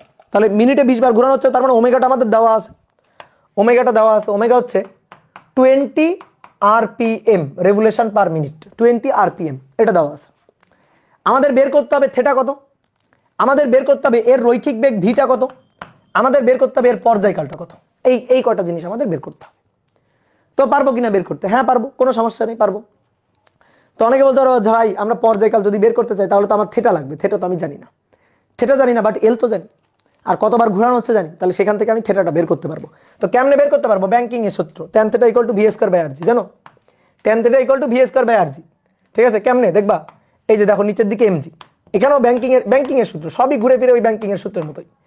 নিচের দিকে mg, নিচের দিকে mg, তাহলে দড়ির টান টি এদিক বরাবর, তাহলে টি কে দুইটা উপাংশে ভেঙে ফেলবো, টি কে দুটো উপাংশে ভেঙে ফেলবো, এই দিক বরাবর একটা উপাংশ, এই দিক বরাবর একটা উপাংশ, এই কোণটা থেটা হলে এই কোণটা থেটা, তাহলে টি cos θ, টি cos θ, এদিক বরাবর টি sin θ। ওকে, তাহলে কেন্দ্রের দিকে কেন্দ্রমুখী বল এফসি, এফসি। তো একটু আগেই তো আমরা লিখছিলাম যে টি sin θ এটা ইকুয়াল টু এফসি, এফসি মানে এই দেখো mv² / r, m ω² আরও লিখতে পারি, আর টি cos θ এটা ইকুয়াল টু কত? এটা ইকুয়াল টু mg। ভাই দুইটাকে ভাগ দিয়ে দাও তো, ভাগ দিয়ে দাও, 1/2, 1/2 দাও, ভাগ দিয়ে দাও। তাহলে টি টি কাটাকাটি sine by cos tan θ, tan θ equal to mv² divided by r গুণ mg গুণ 1 ডিভাইডেড বাই mg, m কাটাকাটি, এই দেখো tan θ equal to v² by rg। বুঝতে পারছো? দেখো এই যে ব্যাংকিং এর সূত্রটা চলে আসছে যে tan θ equal to v² by rg। বুঝলা?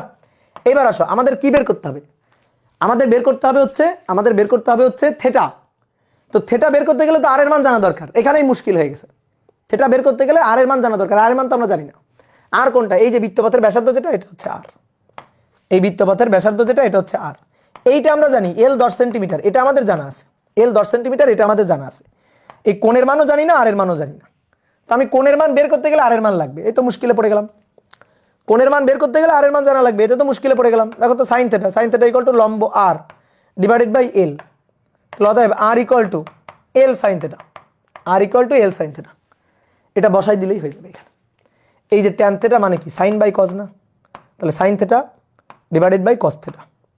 এবার V equal to omega R, ভালো করে শোনো, V equal to omega R, তাহলে ওমেগা² r² ডিভাইডেড বাই নিচে আর জি, তাহলে r² আর কাটাকাটি করে উপরে একটা আর, কাটাকাটি করে উপরে একটা আর ডিভাইডেড বাই জি। ঠিক আছে? কেন ওমেগাতে নিলাম? কারণ আমাদের ওই যে ওমেগাটা দেওয়া আছে, ভি দেওয়া ছিল না, ওমেগা দেওয়া ছিল। তাহলে এবার আসো মান বসাই দিই, সাইন θ ডিভাইডেড বাই কস θ। ঠিক আছে? এবার এই যে ওমেগা², ওমেগা হচ্ছে ওমেগা ইকুয়াল টু হচ্ছে 2πn divided by T, 20 RPM, তাহলে 2πn ডিভাইডেড বাই টি তার স্কোয়ার, আর হচ্ছে এল সাইন θ, আর হচ্ছে এল সাইন θ ডিভাইডেড বাই জি। তাহলে সাইন θ কাটাকাটি, এবার সব মান জানো, খালি বসাই দাও।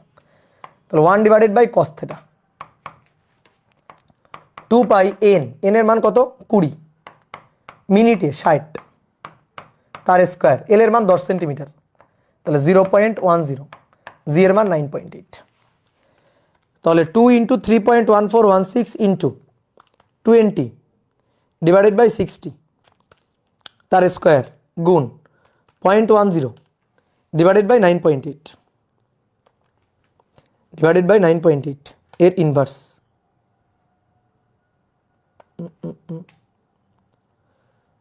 না,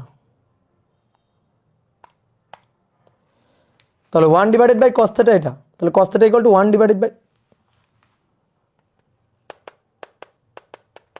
কোণের মান কি আসে বলো তো? আরেকবার করি, তথ্য ভুল দেওয়া হয়ে গেছে হয়তো। 1416 ইন্টু 20 ডিভাইডেড বাই 60 তার স্কোয়ার ইন্টু 0.10, 9.8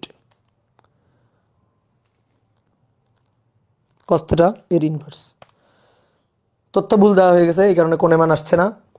তাহলে দেখি 20-এর জায়গায় 200 দিলে কি হয়। 20-এর জায়গায় 200 যদি দেওয়া হয় তাহলে তো আরও বেশি হয়ে যাবে। তাহলে 2 × 3.1416 ডিভাইডেড বাই 60 ইন্টু 200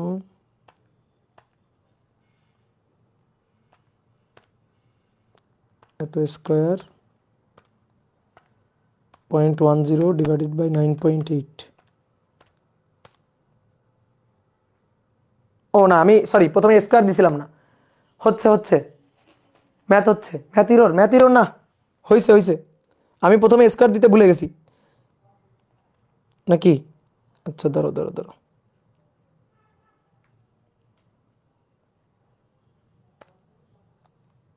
ও না, স্কোয়ার দিছিলাম তো।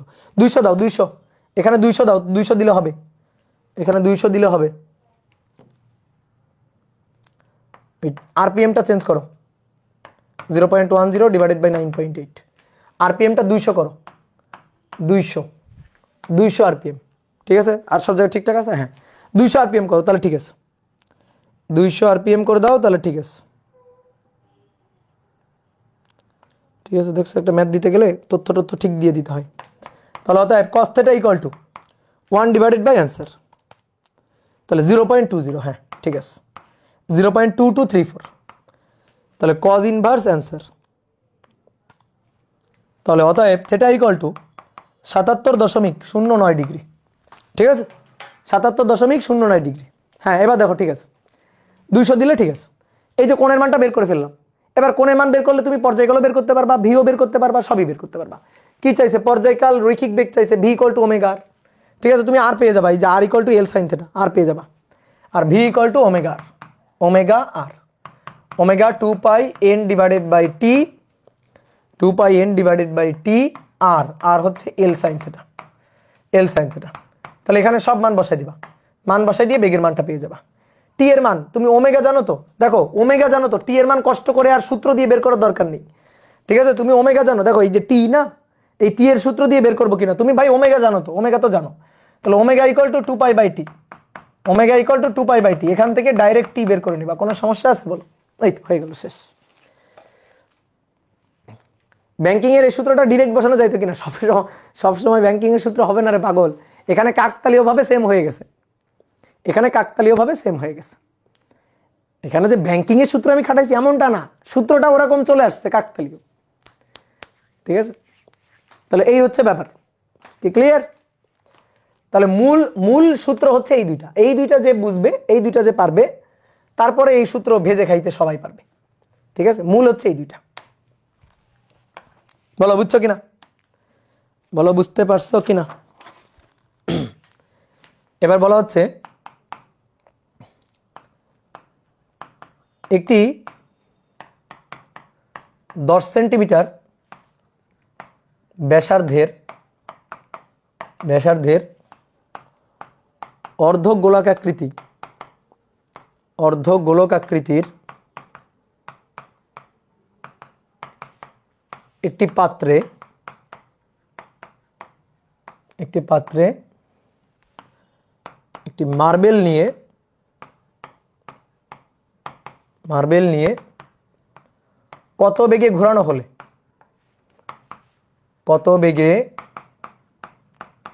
ঘোরানো হলে তা কেন্দ্রগামী উলম্ব রেখার সাথে 30 ডিগ্রি কোণ তৈরি করে। রেখার সাথে 30 ডিগ্রি কোণ তৈরি করে।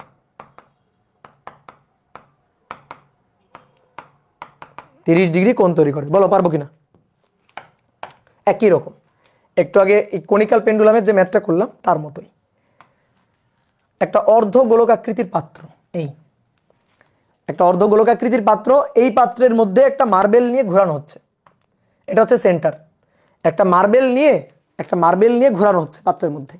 এই যে পাত্র এভাবে ধরে, এভাবে মার্বেলটাকে আমি ঘোরাচ্ছি। ঠিক আছে, মার্বেলটাকে ঘোরাচ্ছি, এটা হচ্ছে কেন্দ্রগামী উলম্ব রেখা। এই পাত্রের অর্ধগোলকাকৃতির পাত্র তো, তাহলে কেন্দ্রগামী উলম্ব রেখা হচ্ছে এইটা। এমন ভাবে ঘোরানো হচ্ছে মার্বেলটাকে, ধরো মার্বেলটা এখানে আছে, এই মার্বেলটাকে এমন ভাবে একটা বৃত্তাকার পথে ঘোরানো হচ্ছে যেন কেন্দ্রগামী যে উলম্ব রেখা তার সাথে 30 ডিগ্রি কোণ করে থাকে, 30 ডিগ্রি কোণ তৈরি করে থাকে। উলম্ব রেখার সাথে কত কোণ? 30 ডিগ্রি। এই যে এই কোণটা 30 ডিগ্রি, এই কোণটা 30 ডিগ্রি, 30 ডিগ্রি কোণ তৈরি করে থাকে। 30 ডিগ্রি কোণ তৈরি করে থাকে। কি ক্লিয়ার? তো এইভাবে ঘোরানো হচ্ছে। তো এবার আমাদের বলতেছে কত বেগে ঘোরানো হচ্ছে, বেগের মানটা বের করো। উলম্ব রেখার সাথে 30 ডিগ্রি কোণ তৈরি করে থাকে, কত বেগে ঘোরালে। তো আসো, বৃত্তার পথে ঘুরছে, কেন্দ্রমুখী বলের যোগান লাগবে। তো কেন্দ্রমুখী বলের যোগান কেউ না কেউ তো দিবে, তাই না? তাহলে কেন্দ্রমুখী বলের যোগান কে দিবে খুঁজে বের করি। আসো, কেন্দ্রমুখী বলের যোগান কে দিবে খুঁজে বের করি। তাহলে নিচের দিকে এটা হচ্ছে mg, তলের অভিলম্বিক প্রতিক্রিয়া এটা হচ্ছে r, তলের অভিলম্বিক প্রতিক্রিয়া, দেখো তল তো এটা, এটা হচ্ছে তল, তাহলে তলের অভিলম্বিক প্রতিক্রিয়া হচ্ছে এটা, ঠিক আছে? তলের অভিলম্বিক প্রতিক্রিয়া এটা হচ্ছে r। তাহলে এটা হচ্ছে mg খাড়া নিচের দিকে, এটা হচ্ছে তলের অভিলম্বিক প্রতিক্রিয়া r, এই কোণটা হচ্ছে থেটা, এই যে এই কোণটা হচ্ছে থেটা। আচ্ছা, ওই কোণটা যদি থেটা হয়, দেখো এই কোণটা যদি থেটা হয় তাহলে ঠিক একই রকম ভাবে এটাও থেটা।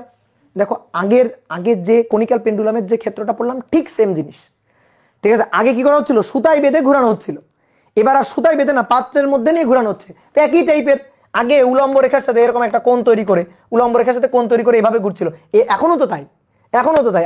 আগে দড়ি দিয়ে বেঁধে ঘোরাচ্ছিলাম, এবার পাত্রের মধ্যে ঘোরাচ্ছি। তাহলে এবার উলম্ব দিকে এই যে এই বরাবর তলের লম্ব দিকে যে বলটা কাজ করতেছে, সেই বলটা হচ্ছে অভিলম্বিক প্রতিক্রিয়া r, সেই বলটা হচ্ছে তলের অভিলম্বিক প্রতিক্রিয়া r।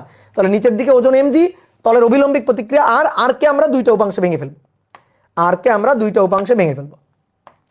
তাহলে এই দিক বরাবর একটা উপাংশ আর এই দিক বরাবর একটা উপাংশ। তাহলে এই দিক বরাবর উপাংশটা হচ্ছে r cos θ, এদিক বরাবর উপাংশ r cos θ, আর এই দিক বরাবর যে উপাংশটা সেটা হচ্ছে r sin θ, এদিক বরাবর যে উপাংশটা সেটা হচ্ছে r sin θ, আর এই দিক বরাবর এই যে r sin θ কেন্দ্রমুখী বলের যোগান দিচ্ছে, দ্যাট ইজ fc, ঠিক আছে? এই r sin θ কেন্দ্রমুখী বলের যোগান দিচ্ছে, দ্যাট ইজ fc। এবার আসো তো এই বৃত্তটাকে আমরা একটু বাইরে আঁকি, তো এভাবে এই যে ত্রিভুজটাকে বাইরে আঁকলাম, দেখো এটা কিন্তু এই গোলকের ব্যাসার্ধ, এই যে এটা কিন্তু গোলকের ব্যাসার্ধ। তো গোলকের ব্যাসার্ধ এটাকে আমরা বড় হাতের r বললাম, এটা হচ্ছে তলের অভিলম্বিক প্রতিক্রিয়া r, আর এটা হচ্ছে গোলকের ব্যাসার্ধ r, দুটো r এর মধ্যে কিন্তু পার্থক্য আছে। তাহলে এটা হচ্ছে গোলকের ব্যাসার্ধ r, আর এই বরাবর তলের অভিলম্বিক প্রতিক্রিয়া এটা r, দুইটা r হয়ে গেছে। এখন কি করবা বলো? n দিয়ে লিখতে পারো, অভিলম্বিক প্রতিক্রিয়াটাকে নরমাল রিঅ্যাকশন n দিয়েও লিখতে পারো। আর এইটা হচ্ছে r, যে বৃত্তার পথে ঘুরতেছে, ঠিক আছে? যে বৃত্তার পথে মার্বেলটা ঘুরতেছে এটা হচ্ছে r, আর এই কোণটা হচ্ছে থেটা। তাহলে এখানে ঠিক একইভাবে sin θ ইকুয়াল টু কি লিখতে পারি? sin θ equal to r divided by বড় r। অর্থাৎ এই r equal to r sin θ। তাহলে এই r হচ্ছে গোলকের ব্যাসার্ধ, পাত্রের ব্যাসার্ধ, আর এই r হচ্ছে যে বৃত্তার পথে মার্বেলটা ঘুরতেছে তার ব্যাসার্ধ, যে বৃত্তার পথে মার্বেলটা ঘুরতেছে তার ব্যাসার্ধ। তাহলে কেন্দ্রমুখী বলের যোগান কে দিচ্ছে? r sin θ, আর r cos θ বিপরীতে কি আছে? mg, ঠিক একই জিনিস। তাহলে r sin θ এটা equal to mv square by r, আর r cos θ এটা ইকুয়াল টু mg। তাহলে নাও দুটোকে ভাগ করে ফেলো, আর কাটাকাটি, 1 নং 2 নং, দেখো এখানেও ব্যাংকিং চলে আসছে, 1/2। তাহলে আর কাটাকাটি sine by cos tan theta, tan theta equal to M V square by R গুণ 1 ডিভাইডেড বাই mg। তাহলে সুন্দর করে এম কাটাকাটি, ভি স্কোয়ার বাই আরজি। তাহলে tan theta equal to V square by RG. এবার বলো কি চাইছে তোমার? এবার তোমার কি চাইছে? 30 ডিগ্রি কোণ করে নিয়ে ঘোরানো হচ্ছে, পাত্রের ব্যাসার্ধ দেওয়া আছে 10 সেন্টিমিটার, বলা হচ্ছে কত বেগে ঘোরানো হচ্ছে। তাহলে আর এর মানটা আগে লাগবে, তো আর এর মানটা আমরা বের করে নিই। এইটা হচ্ছে 10 সেন্টিমিটার, আর এই কোণটা হচ্ছে 30 ডিগ্রি। তাহলে অতএব আর এর মান 10 সেন্টিমিটার আর সাইন 30 ডিগ্রি, তো সাইন 30 ডিগ্রি হাফ, তাহলে 5 সেন্টিমিটার হয়ে গেছে, শেষ। তাহলে এখান থেকে ট্যান 30 ডিগ্রি ভি স্কোয়ার বেগের মানটা বের করতে চাই, ডিভাইডেড বাই আর জি, আর এর মান 5 সেন্টিমিটার, 0.05 ইন্টু 9.8, তাহলে অতএব বেগের মান ভি। তাহলে ট্যান 30 ডিগ্রি গুণ 0.05 গুণ 9.8, তাহলে ট্যান 30 ডিগ্রি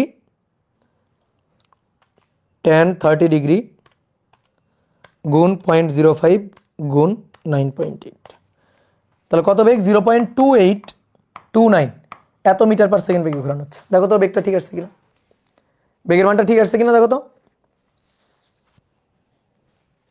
বেগের মানটা ঠিক আসছে কিনা। ও রুট তো করি না, সরি রুট করি নাই, রুট করতে ভুলে গেছি। 0.5318 এত মিটার পার সেকেন্ড, রুট করতে ভুলে গেছি। হ্যাঁ ঠিক আছে, রুট হবে। হ্যাঁ, কি ক্লিয়ার? দেখো কত সহজ, কত সহজ, বলো পারবা কিনা? বলো পারবা কিনা?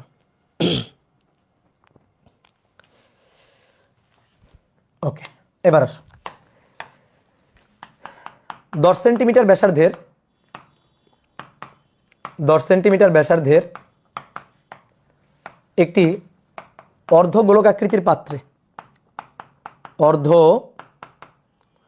গোলক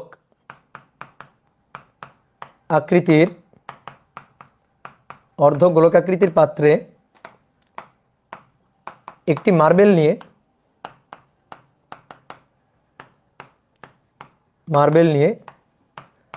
30 RPM এ ঘোরানো হচ্ছে 30 RPM এ ঘোরানো হচ্ছে। মার্বেলটি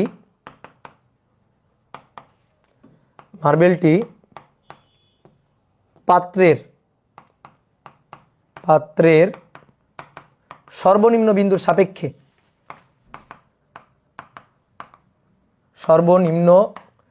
বিন্দুর সাপেক্ষে কত উচ্চতায় থেকে ঘুরবে? কত উচ্চতায় থেকে ঘুরবে? দেখো, আগের ম্যাথটা যদি তুমি বুঝে থাকো, পেরে থাকো, তাহলে এই ম্যাথটা তোমার পারা উচিত। ঠিক আছে, তাহলে কি চাইছে একটু ভালো করে বুঝো। একটা অর্ধ গোলকাকৃতির পাত্র, এই যেটা হচ্ছে পাত্র, এই পাত্রের মধ্যে একটা মার্বেল নিয়ে ঘোরানো হচ্ছে। ধরো মার্বেলটা এখানে আছে, এই মার্বেল নিয়ে এরকম একটা পথে ঘোরানো হচ্ছে। এটা হচ্ছে সেন্টার এবং এটা হচ্ছে উলম্ব রেখা। তো মার্বেলটা এখানে আছে, তো মার্বেলটা এখানে যদি থাকে তাহলে কত কোণ করে আছে? উলম্ব রেখার সাথে কত কোণ করে আছে? উলম্ব রেখার সাথে এই কোণ করে আছে। এই কোণের মান আমরা জানি না, থিটা। এই কোণের মানটা আমরা জানি না, ধরলাম এই কোণের মানটা হচ্ছে থিটা। আমাদের কি চাইছে জানো? আমাদের চাইছে, ভালো করে দেখো, আমাদের কি চাইছে? এই পাত্রের সর্বনিম্ন বিন্দু তার সাপেক্ষে মার্বেলের উচ্চতাটা চাইছে। এই যে এটা চাইছে, পাত্রের সর্বনিম্ন বিন্দু তার সাপেক্ষে মার্বেল যে ঘুরতেছে না, কত উচ্চতায় থেকে ঘুরতেছে, সেই উচ্চতার মানটা, এইচ এর মানটা আমাদের বের করতে বলছে। তো পারবো কিনা? হ্যাঁ পারবো। যদি থিটার মানটা বের করতে পারি তাহলে পেরে যাবো। থিটার মানটা বের করতে পারলেই পেরে যাবো। তাহলে থিটার মানটা চট করে থিটার মানটা বের করে ফেলবা। নিচের দিকে mg, এই যে পাত্রের ব্যাসার্ধ সেটা হচ্ছে r, এই গোলকাকৃতির পাত্রের ব্যাসার্ধ r। তাহলে তলের অভিলম্বিক প্রতিক্রিয়া এটা হচ্ছে r কে দুটো অংশে ভেঙে ফেলবা। তো দুটো অংশে ভাঙলে এদিক বরাবর একটা উপাংশ, এদিক বরাবর একটা উপাংশ, এই কোণটা থিটা হলে এই কোণটা থিটা। তাহলে এদিক বরাবর r cos থিটা, এদিক বরাবর r sin থিটা। তাহলে r sin থিটাই কেন্দ্রমুখী বলের যোগান দিচ্ছে, that is fc। r sin থিটাই কেন্দ্রমুখী বলের যোগান দিচ্ছে, দ্যাট ইজ fc। তাহলে ঠিক আগের মতো r sin থিটা এটা equal to mv square by r, আর r cos theta equal to mg। r cos theta এটা equal to mg। Okay, done. r sin theta এটা equal to mv square by r, r cos theta equal to mg। দুটাকে সুন্দর করে ভাগ দিয়ে দিবা ঠিক আগের মতো। ঠিক আছে, অনেকে বলতে ভাই আমি ডাইরেক্ট যদি সূত্র মুখস্থ করে নিই, ডাইরেক্ট মুখস্থ করে নিতে পারো, কিন্তু কত সূত্র মুখস্থ করবা? নিয়ম মাথায় রাখবা। 1/2 r কাটাকাটি sin by cos tan theta equal to v square by rg। এইবার শোনো কি চাইছে। আমাদের দেওয়া আছে ওমেগা, কত rpm এ ঘোরানো হচ্ছে আমাদের সেইটা বলে দেওয়া আছে। ওমেগা হচ্ছে 30 rpm, ওমেগাটা বলে দেওয়া আছে। তো v কে ভাঙলে ওমেগা আমরা পেয়ে যাব। আর এর মান আমরা জানি না, ওই আগের মতো, ঠিক আগের ম্যাথটার মতো। আর এর মান আমরা জানি না, তো আর এর মানটা আমরা বের করতে পারবো। দেখো, আর এর মানটা আমরা বের করতে পারবো।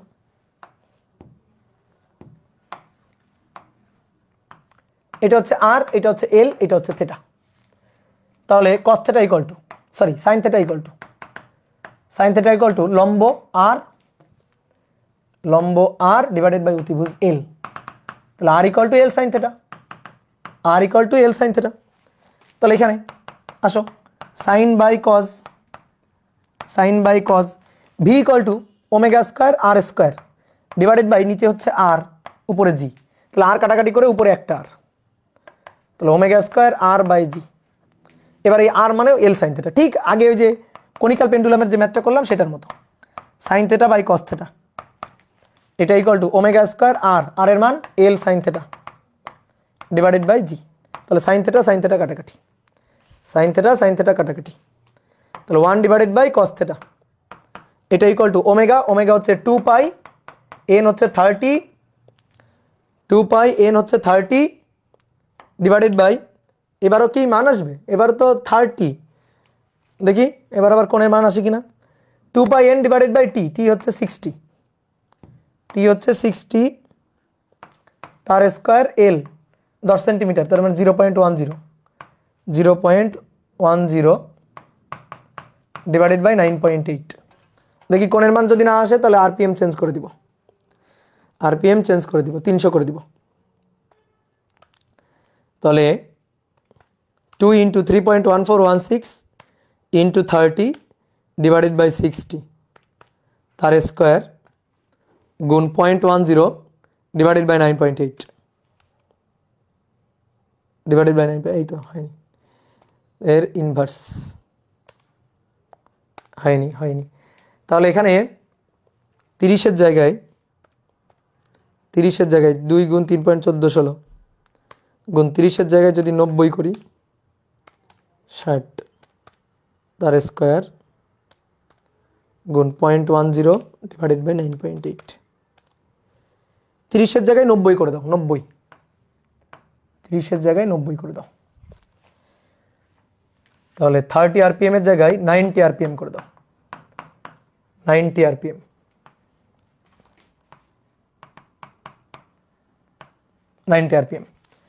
তাহলে অতএব থেটা এর ইনভার্স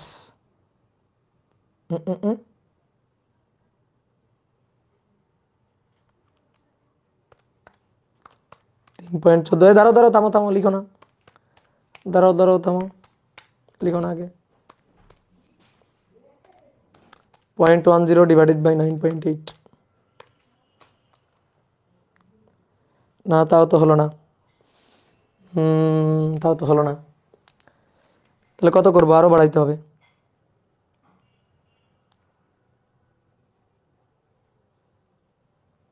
200 করে দিই একবারে, 200 করে দাও, 200 করে দাও, 200 আরপিএম।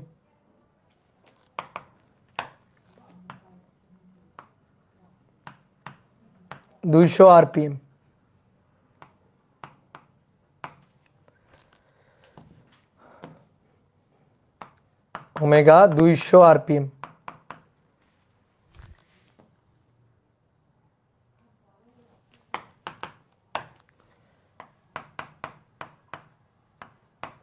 ওকে, তাহলে এবার কোণের মান, তাহলে কজ ইনভার্স অ্যান্সার, তাহলে 77.09 এত ডিগ্রি, ঠিক আছে, ওই আগেরটার মতোই ভাই, 100 দিলেই আসবে, হ্যাঁ 100 দিলে আসবে, 200 করে দিলাম, 100 দিলেও আসতো, হ্যাঁ। তাহলে থেটার মানটা পেয়ে গেলাম, তো থেটার মানটা পেয়ে গেলাম, এটা কিন্তু আমাদের অ্যান্সার না, থেটার মানটা আমরা পাইলাম, এটা কিন্তু আমাদের অ্যান্সার না, আবার কাটতে হবে, হ্যাঁ একটু কাটো।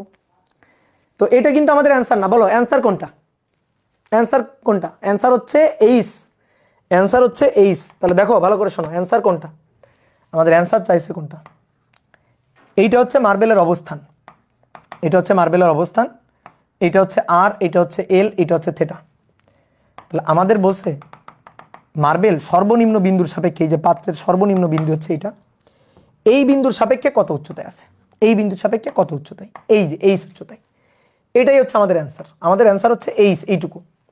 তাহলে দেখো ভাইয়া, এইখান থেকে এই পুরোটুকু কিন্তু আর, পাত্রের ব্যাসার্ধ আর, ঠিক আছে, এইটা, এই যে এটাকে এল বলছি না, এল বলছি, ওই যে এল মানেই তো আর কি, এল মানেই আর,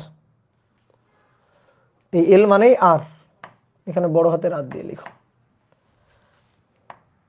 এল দিয়ে বললেও সমস্যা নাই, তাহলে এইটা হচ্ছে আমাদের বড় হাতের আর। তাহলে এইটুকু কত, দেখো তো, বলো তো এইটুকু কত, বলো এইটুকু কত,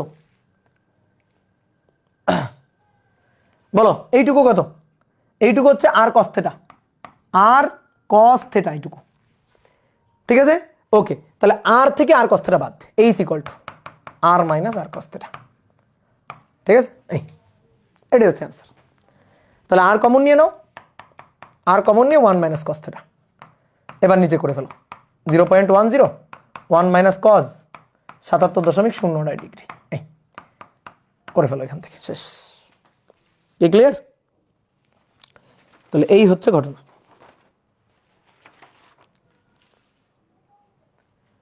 তাহলে বলো তো, পারবা না এই টাইপের ম্যাথ আসলে?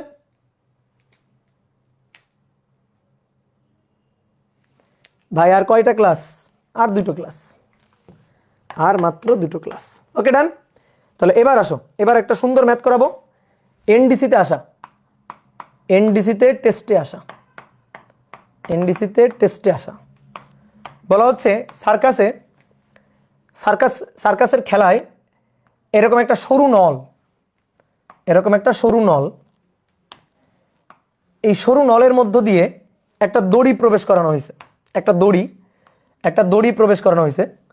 দড়ি প্রবেশ করানোর পরে দড়ির এক প্রান্ত ধরে, এই দড়ির এক প্রান্ত, বাইরের যে প্রান্ত, সেই বাইরের প্রান্ত ধরে একজন লোক, বাইরের প্রান্ত ধরে একজন শিল্পী, সার্কাসের একজন শিল্পী, এই যে বাইরের প্রান্ত ধরে এভাবে এরকম একটা বৃত্তার পথে ঘুরতেছে। তো সেই বৃত্তার পথের ব্যাসার্ধ হচ্ছে 1 মিটার। যে বৃত্তার পথে ঘুরতেছে সেই বৃত্তপথের ব্যাসার্ধ হচ্ছে 1 মিটার। এরকম বৃত্তার পথে ঘুরতেছে। আর এক প্রান্তে, এই যে প্রান্ত এই নলের মধ্য দিয়ে প্রবেশ করানো, সেই প্রান্ত ধরে নিচের দিকে এখানে আরেকজন লোক ঝুলে আছে, সেই প্রান্তে এখানে আরেকজন লোক ঝুলে আছে। ঠিক আছে? তো এনার ভর হচ্ছে m1 30 কেজি, আর এনার ভর হচ্ছে m2 50 কেজি। এটা বলে দেওয়া আছে, এটা বলে দেওয়া আছে। তো এই লোকটা এভাবে ঘুরছে আর এই লোকটা দড়ি ধরে এভাবে ঝুলে আছে। তো এটা হচ্ছে আমাদের উদ্দীপক। তো কোশ্চেন নম্বর 1, যে প্রথম ব্যক্তি m1 যদি স্থির থাকে, m1 যদি স্থির থাকে তবে সিস্টেমটির ত্বরণ নির্ণয় করো, তবে তার ত্বরণ নির্ণয় করো। আর 2 নম্বর কোশ্চেন বলছে m1 ভরের ব্যক্তি কত কৌণিক বেগে ঘুরলে, কত কৌণিক বেগে ঘুরলে ঠিকঠাকভাবে সার্কাস দেখাতে পারবে, ঠিকঠাকভাবে সার্কাস দেখানো যাবে।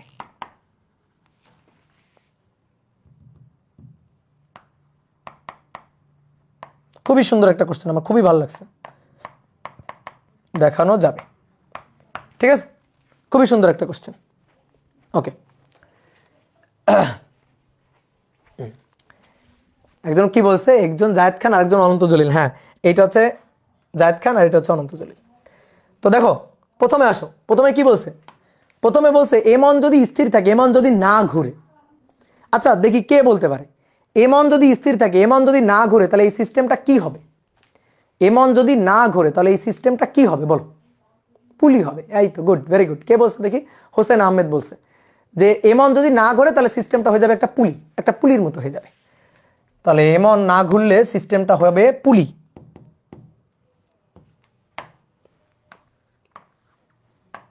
এই যেটা হচ্ছে নল, m1 যদি না ঘুরে তাহলে এই যে নিচের দিকে এটা হচ্ছে m1 এভাবে ঝুলে আছে, আর এই পাশে m2 ঝুলে আছে, m2 এভাবে ঝুলে আছে। ঠিক আছে?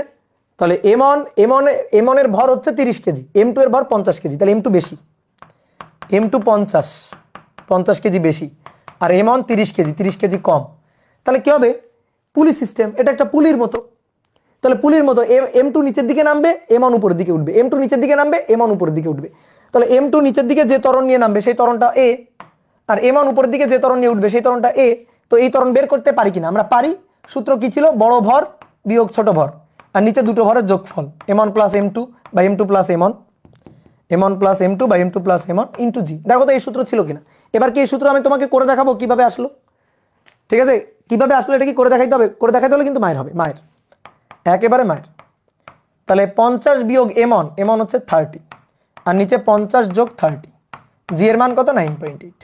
তো শেষ, 3 মার্ক পেয়ে গেলাম। তাহলে উপরে 20 আর নিচে হচ্ছে 80 গুণ 9.8, তাহলে 2.45 এত মিটার পার সেকেন্ড স্কয়ার, এই হচ্ছে ত্বরণ। ঠিক আছে? তাহলে ত্বরণ হবে এটা। গেল এটা। এবার আসো 2 নম্বর কোশ্চেনটা বলছে যে কত কৌণিক বেগে ঘুরলে এই এই ঘটনাটা ঘটানো যাবে। ঠিক আছে, কি ঘটনাটা ঘটানো যাবে? এমন স্থির থাক, সরি এমন ওই পয়েন্টে থেকে ঘুরতে থাকবে 1 মিটার ব্যাসার্ধে বৃত্তার পথে, এভাবে ঘুরতে থাকবে, এভাবে ঘুরতে থাকবে। ঠিক আছে, M2 ঝুলে আছে, M2 ঝুলে আছে। তুমি বলতে পারো ভাই M2 নিচে পড়ে যাবে না? না, পড়বে না। ওটাই তো কথা, যে এমন যদি ঘুরতে থাকে একটা নির্দিষ্ট কৌণিক বেগ নিয়ে যদি ঘুরতে থাকে, তাহলে M2 নিচে পড়ে যাবে না। ঠিক আছে, M2 নিচে পড়ে যাবে না, M2 ঝুলে থাকবে আর এমন এভাবে ঘুরতে থাকবে। একটা নির্দিষ্ট কৌণিক বেগে ঘুরলে এটা সম্ভব। একটা নির্দিষ্ট কৌণিক বেগে ঘুরলে 1 মিটার ব্যাসার্ধে বৃত্তার পথে যদি নির্দিষ্ট একটা কৌণিক বেগ নিয়ে ঘোরে, তাহলে এই ঘটনাটা ঘটানো সম্ভব। ঠিক আছে, তাহলে আমরা সেটাই দেখব যে কত কৌণিক বেগ নিয়ে ঘুরলে এই ঘটনাটা ঠিকঠাকভাবে ঘটানো যাবে। তাহলে আসো দেখো একটু চিত্র আঁকি। এইটা হচ্ছে নল বা পাইপটা, একটু ছোট্ট করে আঁকি এটা। এটা হচ্ছে নল বা পাইপটা।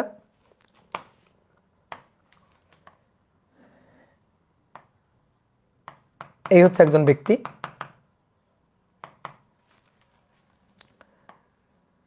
আর দড়ির এই প্রান্তে আর একজন ব্যক্তি। ওকে, এইবার আসো দেখো, এ তো বৃত্তার পথে ঘুরছে, এরকম একটা বৃত্তার পথে ঘুরছে। তো এই বৃত্তপথের যে ব্যাসার্ধটা সেটা জানা আর, এটা 1 মিটার জানা। ঠিক আছে, এই বৃত্তপথের ব্যাসার্ধটা আর জানা। এবার সবাই একটু বোর্ডে দেখো। দেখো প্রথমে আসো এর কথা চিন্তা করি। এ কি স্থির আছে না? এ কেমন আছে? এ কিন্তু স্থির, এ আছে স্থির। আচ্ছা, এ যদি স্থির থাকে তাহলে এর তো ওজন কাজ করছে নিচের দিকে, তাহলে M2G। তো M2G তে এর নিচে পড়ে যাওয়ার কথা না? বলো, M2G তে এর তো নিচে পড়ে যাওয়ার কথা, তো পড়বে না কেন? দড়ি দিয়ে বাঁধা আছে তাই। তাহলে নিচের দিকে M2G, তাহলে উপরের দিকে কি? দড়ির টান, উপরের দিকে দড়ির টান, দড়ির টান T। ক্লিয়ার? এবার বলো, এর জন্য এর উপর আর কোনো বল নেই, কিন্তু এ কিন্তু ঘুরতেছে না, এর জন্য কোনো কেন্দ্রমুখী বল টল নেই। তাহলে নিচের দিকে M2G, উপরের দিকে টান T। এইবার তুমি বলো T বড় না M2G বড়? T বড় নাকি M2G বড়? বড়। সমান। তাহলে আমরা কি লিখতে পারি? T সমান সমান M2G লিখে দিতে পারি। ক্লিয়ার? ওকে, ডান। এইবার আসো, এ তো ঘুরতেছে, এ যদি ঘোরে তাহলে তো ভাই কেন্দ্রমুখী বলের যোগান দিতে হবে। এ যদি ঘোরে তাহলে কেন্দ্রমুখী বলের তো যোগান দিতে হবে। তো এর ওজন কাজ করতেছে কোন দিকে? নিচের দিকে। এর ওজন কত? M(G). M(G). দড়ির টান T, দড়ির টান T। বলো তো, এই যে দড়ির টানটা, এই দড়ির টানটা আগের টানের চেয়ে বেশি না কম? বলো, এই দড়ির টানটা আগের টানের চেয়ে বেশি নাকি কম? সমান। ইয়েস, কারণ দড়ি যতক্ষণ একই থাকবে টান ততক্ষণ একই। দড়ি একই, টান একই। দড়ি আলাদা, টান আলাদা হবে, কিন্তু দড়ি যদি একই থাকে তাহলে টান একই থাকবে। তাহলে এটা হচ্ছে দড়ির টান T। ওকে, এবার এই কোণটাকে আমরা বললাম থেটা, এই কোণটা থেটা। এই কোণটা যদি থেটা হয় তাহলে এবার আমরা T কে দুইটা উপাংশে ভাঙবো। এই যে T, এই T কে দুইটা উপাংশে ভাঙবো, এই যে দুইটা উপাংশে ভেঙে ফেলবো। এই কোণটা থেটা হলে এই কোণটা থেটা, এই কোণটা থেটা। তাহলে এই দিক বরাবর T cos থেটা আর এই দিক বরাবর T sin থেটা। দেখো সবগুলো ম্যাথই কিন্তু একই রকম ঘুরে ফিরে, T sin থেটা। T কিন্তু আর নাই, এই T কিন্তু মরে গেছে, T কিন্তু আর নাই। তাহলে কেন্দ্রমুখী বলের যোগান তো লাগবে। কেন্দ্রমুখী বলের যোগান কে দিচ্ছে বলো? কেন্দ্রমুখী বলের যোগান, এই যে এইদিকে কেন্দ্রমুখী বলের যে যোগান লাগবে সেই যোগানটা কে দিচ্ছে? কেন্দ্রমুখী বলের যোগানটা কে দিচ্ছে? T sin থেটা দিচ্ছে। তাহলে T cos theta equal to mg, T cos theta equal to mg আর T sin theta equal to fc।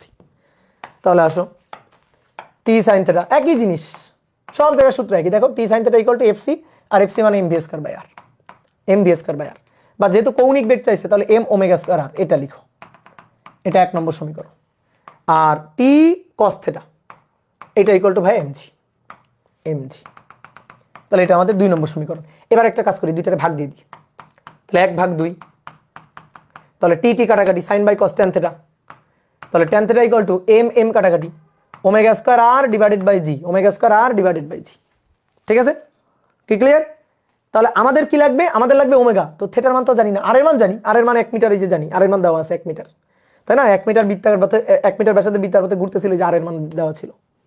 তাহলে আর এর মান আমরা জানি, আর এর মান জানি, ওমেগার মান বের করতে হবে, জি এর মান জানি, থেটার মান জানি না। এটাই কাহিনী। দেখি তোমাদের উপরে ছেড়ে দিলাম, বলো থেটার মান কেমনে বের করা যাবে? থেটার মান কেমনে বের করা যাবে? এই যে এইখানে যে একটা সূত্র লিখে রাখছে, এখান থেকে থেটার মান বের করা যাবে, এখান থেকেই থেটার মানটা বের করা যাবে। কি ক্লিয়ার? আচ্ছা, এখানে ভরটা কিন্তু এমন, মাথায় রাখিও, এখানে ভরটা কিন্তু এমন, তো ব্যাপার না, এমন কাটাকাটি। ঠিক আছে, তাহলে আমাদের দরকার থেটা। তাহলে দেখো T সমান সমান m2g। তো T সমান সমান যদি m2g হয়, T সমান সমান যদি m2g হয়, তাহলে এবার টি সমান সমান দেখো এইখান থেকে দেখো, তাহলে টি সমান সমান M on G by cos theta, T সমান সমান M on G divided by cos theta সমান সমান এম টু জি। তাহলে জি আর জি কাটাকাটি, cos theta equal to M on by m two, দেখছো? তাহলে অতএব theta equal to cos inverse m on এর মান 30 আর এম টু এর মান 50, এই যে থিটার মানটা পেয়ে গেলাম।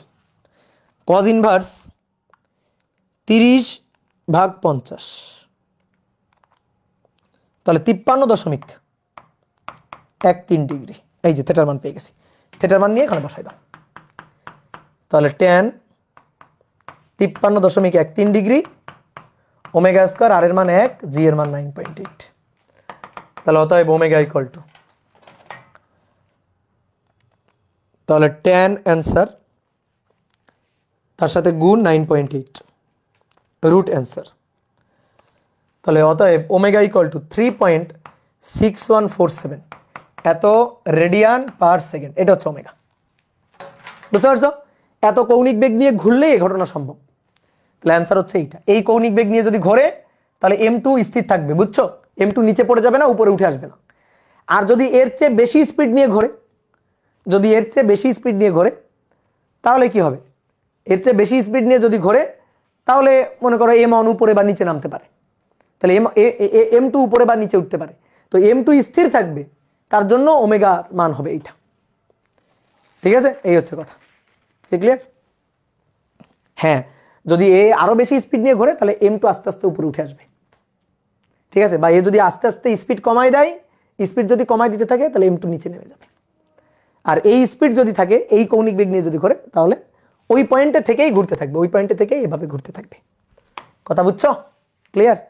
তো দেখো এই যে মানে ভালো ভালো কলেজগুলোতে কোশ্চেন কিন্তু একটু ঘোরায় ফিরায় আসে। ঠিক আছে, গতানুগতিক ধারায় পড়াশোনা করলে ভালো ভালো কলেজগুলোতে তুমি কিন্তু সৃজনশীল প্রশ্নের অ্যান্সার করতে পারবা না। বিশেষ করে এনডিসির কোশ্চেনগুলো খুবই সুন্দর হয়। তারপর আমাদের এখানে রাজশাহী কলেজের কোশ্চেনগুলো কিন্তু খুবই সুন্দর হয়। ঠিক আছে, বেশি কঠিন না, এটা বেশি কঠিন না। তোমার কাছে কনসেপ্ট ক্লিয়ার থাকলে কোনো ম্যাথই কঠিন না, তুমি দেখবা সব ম্যাথই তুমি কমন পাবা। তো আমি তোমার গ্যারান্টি দিয়ে বলতেছি, তোমার এই আমি যে কটা অধ্যায় পড়াচ্ছি এর উপরে যদি যে কোনো কলেজে সৃজনশীল প্রশ্ন ঘুরাই ফিরাই যেভাবেই দিক না কেন তুমি অ্যান্সার করতে পারবা। অলরেডি তোমরা কলেজে পরীক্ষা দিছো, তুমি একটু দেখো যা আমরা পড়াইছি তার মধ্য থেকে কোশ্চেন আসলে তোমার কেউ আটকাইতে পারছে কিনা। ঠিক আছে, যেগুলো আমরা পড়াইছি তার মধ্যে কোশ্চেন যেভাবেই আসুক তোমার কেউ আটকাইতে পারছে কিনা? পারবে না। তুমি যদি নিজে পড়ে থাকো, নিজে যদি একটু প্র্যাকটিস করো, তোমার কেউ আটকাইতে পারবে না, কারণ সব কনসেপ্ট আমি তোমাদের পড়াই দিচ্ছি একেবারে। ওকে, তো আরেকটা ম্যাথ আমরা একটু করব,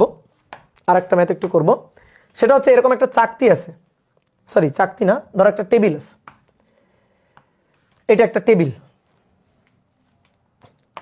এই টেবিলের উপর এখানে একটা ছিদ্র করা হয়েছে, টেবিলের উপর একটা ছিদ্র করা হয়েছে, ছিদ্র করে এখান থেকে দড়ি প্রবেশ করাই দিছি, দিয়ে এইখানে একটা ভার ঝুলাই রাখছি। এই ভারটা হচ্ছে m1, এটা হচ্ছে 0.3 কেজি। আর এই টেবিলের উপরে একটা ভার আছে, টেবিলের উপরে একটা ভার বেঁধে রাখছি, এটা হচ্ছে m2, এটা হচ্ছে 0.5 কেজি, 0.5 কেজি। ঠিক আছে, এবার বলা হচ্ছে এর ব্যাসার্ধ হচ্ছে 3 সেন্টিমিটার। তো এইটা কত বেগে ঘুরতে থাকলে, এই টেবিলটা কিন্তু ঘর্ষণহীন টেবিল, তো এই যে এই বস্তুটা উপরে যে বস্তুটা আছে, এই বস্তুটা কত বেগে টেবিলের উপর থেকে ঘুরতে থাকলে, m1 নিচে পড়ে যাবে না। তাহলে m2 কত বেগে ঘুরতে থাকলে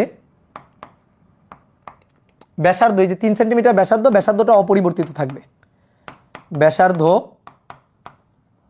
অপরিবর্তিত থাকবে বা m1 নিচে পড়ে যাবে না। কি ক্লিয়ার? দেখো একটু আগে যা করছো সেটাই, যেটা করছো সেটাই। তো করো তো, এটা একটু অ্যানালাইসিস করো তো দেখি। নিচের দিকে ওজন m1g, উপরের দিকে টান, দড়ির টান উপরের দিকে, তাহলে উপরের দিকে দড়ির টান t, তাই তো? তাহলে নিচের দিকে এম অন জি, উপরের দিকে টান টি। কি ক্লিয়ার?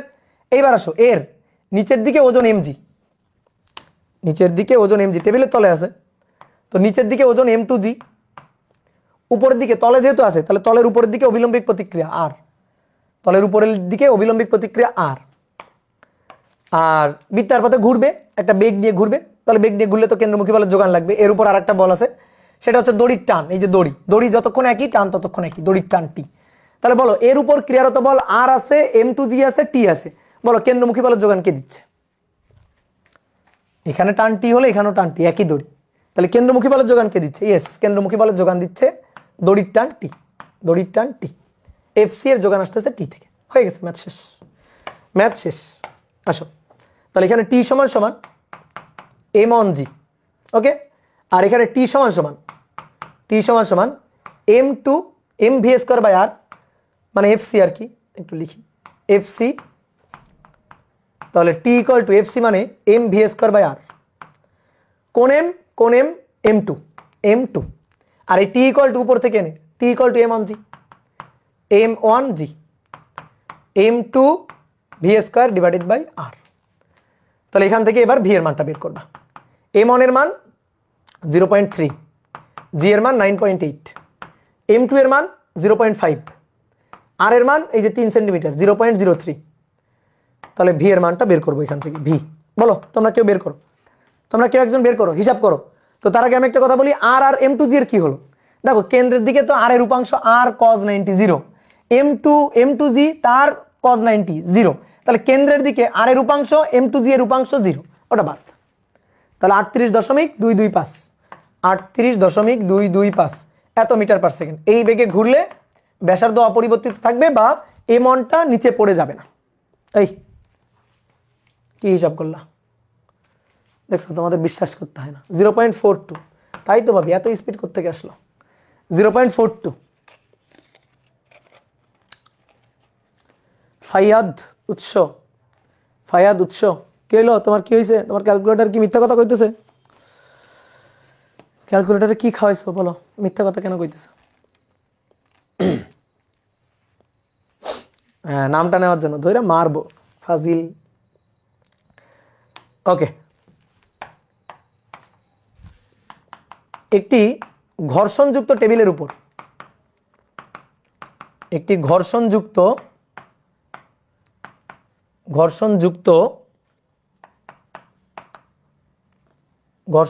চাকতির উপর,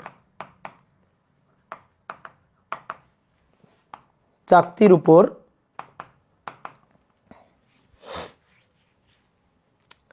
0.2 কেজি ভরের বস্তু, 0.2 কেজি ভরের বস্তু 8 সেন্টিমিটার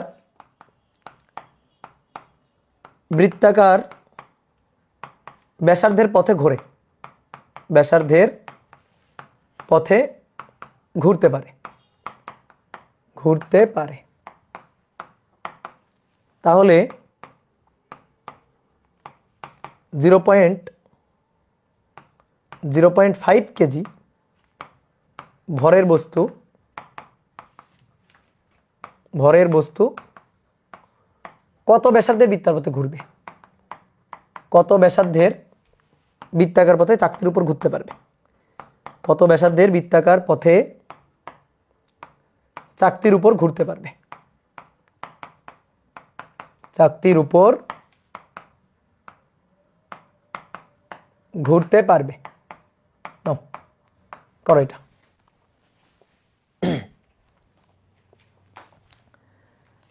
ঠিক আছে, তাহলে একটা চাকতি আছে এরকম, এই বড় চাকতি। ঠিক আছে, এই চাকতিটার উপর, এই চাকতিটার উপর এটা হচ্ছে কেন্দ্র, কেন্দ্রগামী অক্ষ। চাকতিটা ঘুরতেছে, চাকতিটা একটা ওমেগা কৌণিক বেগ নিয়ে ধরো ঘুরতেছে। তো বলা হচ্ছে 0.2 কেজি ভরের একটি বস্তু 8 সেন্টিমিটার ব্যাসার্ধের পথে ঘুরতে পারে। ঠিক আছে, তো ধরো এইখানে আমি একটা বস্তু রাখছি, এখানে বস্তুটা রাখছি, এটা এরকম একটা বৃত্তাকার পথে ঘুরতে পারে, ছিটকে পড়ে যায় না, এখানে থেকে সুন্দরভাবে চাকতির উপর ঘুরতে পারে। তো এই ব্যাসার্ধটা কত? 8 সেন্টিমিটার। এই ব্যাসার্ধটা হচ্ছে 8 সেন্টিমিটার। বস্তুর ভর কত? বস্তুর ভর হচ্ছে 0.2 কেজি। এই বস্তুর ভর হচ্ছে 0.2 কেজি, 0.2 কেজি, এটা হচ্ছে তার ভর। এবার বলা হচ্ছে তাহলে আমি 0.5 কেজি এটা যদি রাখি, তাহলে এইটাকে আমি কত ব্যাসার্ধে বৃত্তার পথে ঘুরাইতে পারবো? 0.5 কেজি যদি রাখি, তাহলে এইটাকে আমি কত ব্যাসার্ধে বৃত্তার পথে ঘুরাইতে পারবো বলো তো? এই চাকতির উপর এই বস্তুটা রেখে ঘোরানো হলে এই বস্তুটা ছিটকে পড়ে যাওয়ার কথা না? বলো, এই বস্তুটা ছিটকে পড়ে যাওয়ার কথা না? ছিটকে পড়ে যাচ্ছে না কেন? কেন পড়ে যাচ্ছে না? কারণ ফ্রিকশন আছে। কেন পড়ে যাচ্ছে না? কারণ ফ্রিকশন আছে। কি কথা বুঝছো? ফ্রিকশন তাকে টেনে ধরে রাখছে, ফ্রিকশন তাকে টেনে ধরে রাখছে, কেন্দ্রের দিকে বল দিয়ে টেনে ধরে রাখছে। তাহলে দেখো, এই বস্তুর উপর ক্রিয়ারত বল অ্যানালাইসিস করি। নিচের দিকে ওজন mg, তলের অভিলম্বিক প্রতিক্রিয়া উপরের দিকে r, তলের অভিলম্বিক প্রতিক্রিয়া উপরের দিকে r, ঠিক আছে? এইবার দেখো, ছিটকে তো বাইরে বের হয়ে যাওয়ার কথা। ওই যে ব্যাংকিং এ দেখাইছিলাম না, পিছলে বাইরে সরে যাওয়ার কথা, বাইরে পড়ে যাওয়ার কথা। তাহলে বিপরীত দিকে কি কাজ করবে? ফ্রিকশন। তাহলে ফ্রিকশন ওকে টেনে ধরে রাখবে। তাহলে ফ্রিকশন টেনে ধরে রাখছে এই দিক বরাবর, ফ্রিকশন এফএস, ফ্রিকশন টেনে ধরে রাখছে। তাহলে টেনে ধরে রাখলে সেই ফ্রিকশন কি? স্থিতি ঘর্ষণ না চল ঘর্ষণ? বলো, কাইনেটিক ফ্রিকশন না static friction? Static friction, that is FS. দেখো, ফ্রিকশন আছে বলেই কিন্তু আছে, ফ্রিকশন না থাকলে কিন্তু পিছলে পড়ে যাইতো, পিছলে সরে যাইতো। তাহলে এই যে পিছলানো শুরু করবে, টেনে ধরে রাখবে। তাহলে টেনে ধরে রাখছে কে? Static friction. তাহলে এবার দেখো তো এই ক্ষেত্রে আমরা এটা লিখতে পারি কিনা। এই যে ব্যাসার্ধটা, এই ব্যাসার্ধটা বৃত্তার পথের ব্যাসার্ধটা r1 বললাম। তাহলে কেন্দ্রের দিকে কেন্দ্রমুখী বলের যোগান কে দিচ্ছে? এফএস। এটাই কেন্দ্রমুখী বলের যোগান দিচ্ছে, এই যে এটাই এফসি। এফসি কার কাছ থেকে আসতেছে? এফএস এর কাছ থেকে।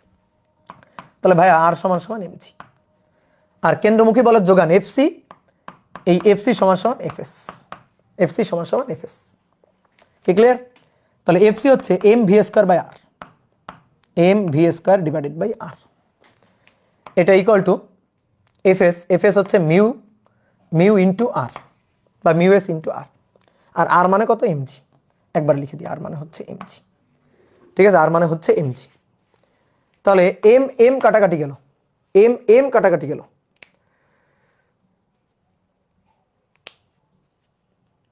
কোশ্চেনটা ঠিক লিখছি? 0.2 কেজি ভরের বস্তু এত হয়েছে ব্যাসার্ধ বৃত্ত। ওহো,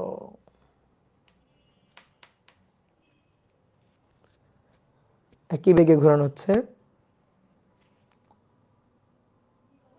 বেগ একই।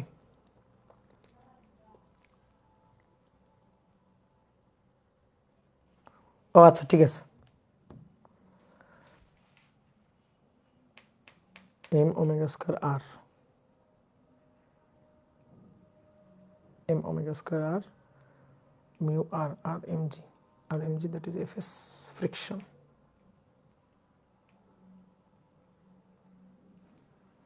দাঁড়াও তো একটু কোশ্চেনটা দেখে নি, কোশ্চেনটা মনে হয় ভুল তুলছি।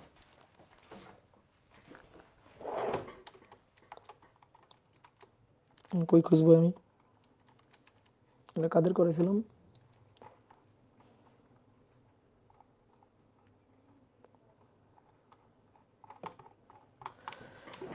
একটু একটু একটু একটু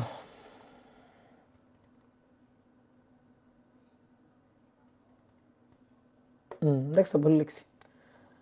চাকতি ও ব্লকটির তলের ঘর্ষণ গুণাঙ্ক এত, চাকতির কেন্দ্র থেকে 8 সেন্টিমিটার দূরে ব্লকটি রেখে চাকতিকে মিনিটে এতবার ঘোরানো গেলে 13 সেন্টিমিটার দূরে রেখে মিনিটে কতবার ঘোরানো যাবে? তাহলে কোশ্চেনটা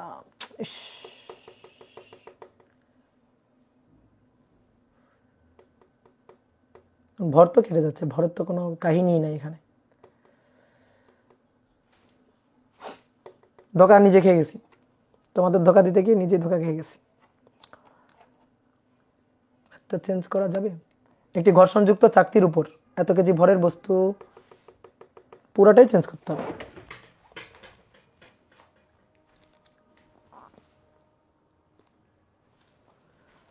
পুরাটাই চেঞ্জ করতে হবে।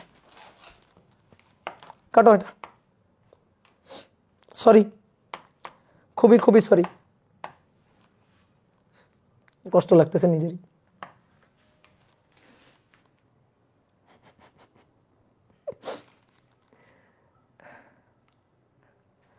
না, তাহলে এটা একটু বাদ দিয়ে দিলাম, কোশ্চেনটা তুলতে ভুল করে ফেলছি। তাহলে আসো, একটি চাকতির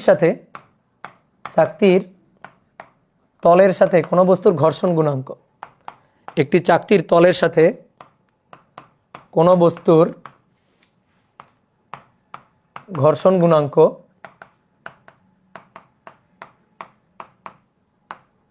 0.12। চাকতির কেন্দ্র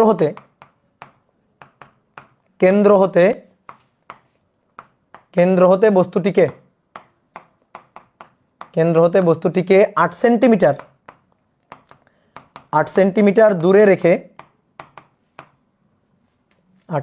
দূরে রেখে মিনিটে 60 বার ঘোরানো গেলে, মিনিটে 60 বার ঘোরানো গেলে 13 সেন্টিমিটার দূরে রেখে কতবার ঘোরানো যাবে? 13 সেন্টিমিটার দূরে রেখে কতবার ঘোরানো যাবে? এটা ঠিকঠাক কোশ্চেন, ঠিক আছে? 13 সেন্টিমিটার দূরে রেখে কতবার ঘোরানো যাবে? তো চলো এবার করে ফেলি। এই যে এটা হচ্ছে চাকতি, চাকতিটাকে একটু বড় করে আঁকি। এটা হচ্ছে চাকতি, এটা হচ্ছে এর কেন্দ্র, এটা হচ্ছে এর কেন্দ্র। তো চাকতির উপর বস্তুটা আছে কত দূরে? 8 সেন্টিমিটার দূরে। 8 সেন্টিমিটার দূরে এখানে বস্তুটা আছে, ঠিক আছে? 8 সেন্টিমিটার দূরে। তো এবার 8 সেন্টিমিটার দূরে যখন আছে, এরকম একটা বৃত্তার পথে ঘুরতেছে, মিনিটে 60 বার করে আমি ঘোরাচ্ছি, মিনিটে 60 বার। তো এই যে ব্যাসার্ধটা, এই ব্যাসার্ধটাকে আমি বললাম r1, এটা হচ্ছে 8 সেন্টিমিটার, 8 সেন্টিমিটার। তো এইবার দেখো বস্তুর ওজন কাজ করছে নিচের দিকে mg, তলের অভিলম্বিক প্রতিক্রিয়া উপরের দিকে r, তলের অভিলম্বিক প্রতিক্রিয়া উপরের দিকে r। এবার ছিটকে বাইরে বের হয়ে যাবে, তো তার জন্য ছিটকে যাইতে দিবে না, তাহলে ফ্রিকশন তাকে টেনে ধরছে। এইটা হচ্ছে friction force, static friction, that is FS. তো কেন্দ্রমুখী বলের যোগান কার কাছ থেকে আসবে? ফ্রিকশনের কাছ থেকে আসবে। তাহলে এই যে ফ্রিকশন কেন্দ্রমুখী বলের যোগান দিচ্ছে, এফসি এফএস এর যোগান দিচ্ছে। তাহলে এবার আর সমান সমান কত? এমজি। আর সমান সমান হচ্ছে এমজি, আর এফএস এইটা সমান সমান হচ্ছে এফসি। এফএস এটা সমান সমান এফসি। এবার একটু বোর্ডে দেখো, যেহেতু মিনিটে 60 বার ঘোরানো হচ্ছে, দ্যাট ইজ ওমেগা, ওমেগা। তাহলে আমরা এফসি কে এম ওমেগা স্কয়ার আর এই ফরম্যাটে লিখবো, এম ওমেগা স্কয়ার আর এই ফরম্যাটে লিখবো, ঠিক আছে? তাহলে এম ওমেগা স্কয়ার r1, আর এফএস হচ্ছে ফ্রিকশন, ফ্রিকশন হচ্ছে মিউ ইন্টু আর, আর আর মানে উপর থেকে এমজি, তাহলে একবারে লিখে দিব মিউ ইন্টু এমজি, ঠিক আছে? এবার এম আর এম কাটাকাটি, এম আর এম কাটাকাটি। দেখো রাস্তার ঘর্ষণ গুণাঙ্ক বা চাকতির ঘর্ষণ গুণাঙ্ক সেটা গিভেন, এটা না দেওয়া থাকলেও কোনো সমস্যা ছিল না, 0.12 গিভেন, 0.12 গিভেন। তাহলে তুমি একটু খেয়াল করে দেখো যে আমি 8 সেন্টিমিটার দূরে রেখে মিনিটে 60 বার ঘোরাচ্ছি। তো বলা হচ্ছে 13 সেন্টিমিটার দূরে রেখে মিনিটে আমি কয়বার ঘোরাইতে পারবো? তাহলে এখন এই যে আমি এখন যে ঘোরাচ্ছি কৌণিক বেগ ওমেগা 1, মিনিটে 60 বার, তার মানে 60 RPM, 60 RPM, that is omega 1। তাহলে এটাকে ওমেগা 1 বললাম, কি ক্লিয়ার? এইবার এরপরে যখন ধরো পরবর্তীতে চাকতির উপর, ধরো চাকতির উপর, এখন তো আঁকার জায়গা নাই,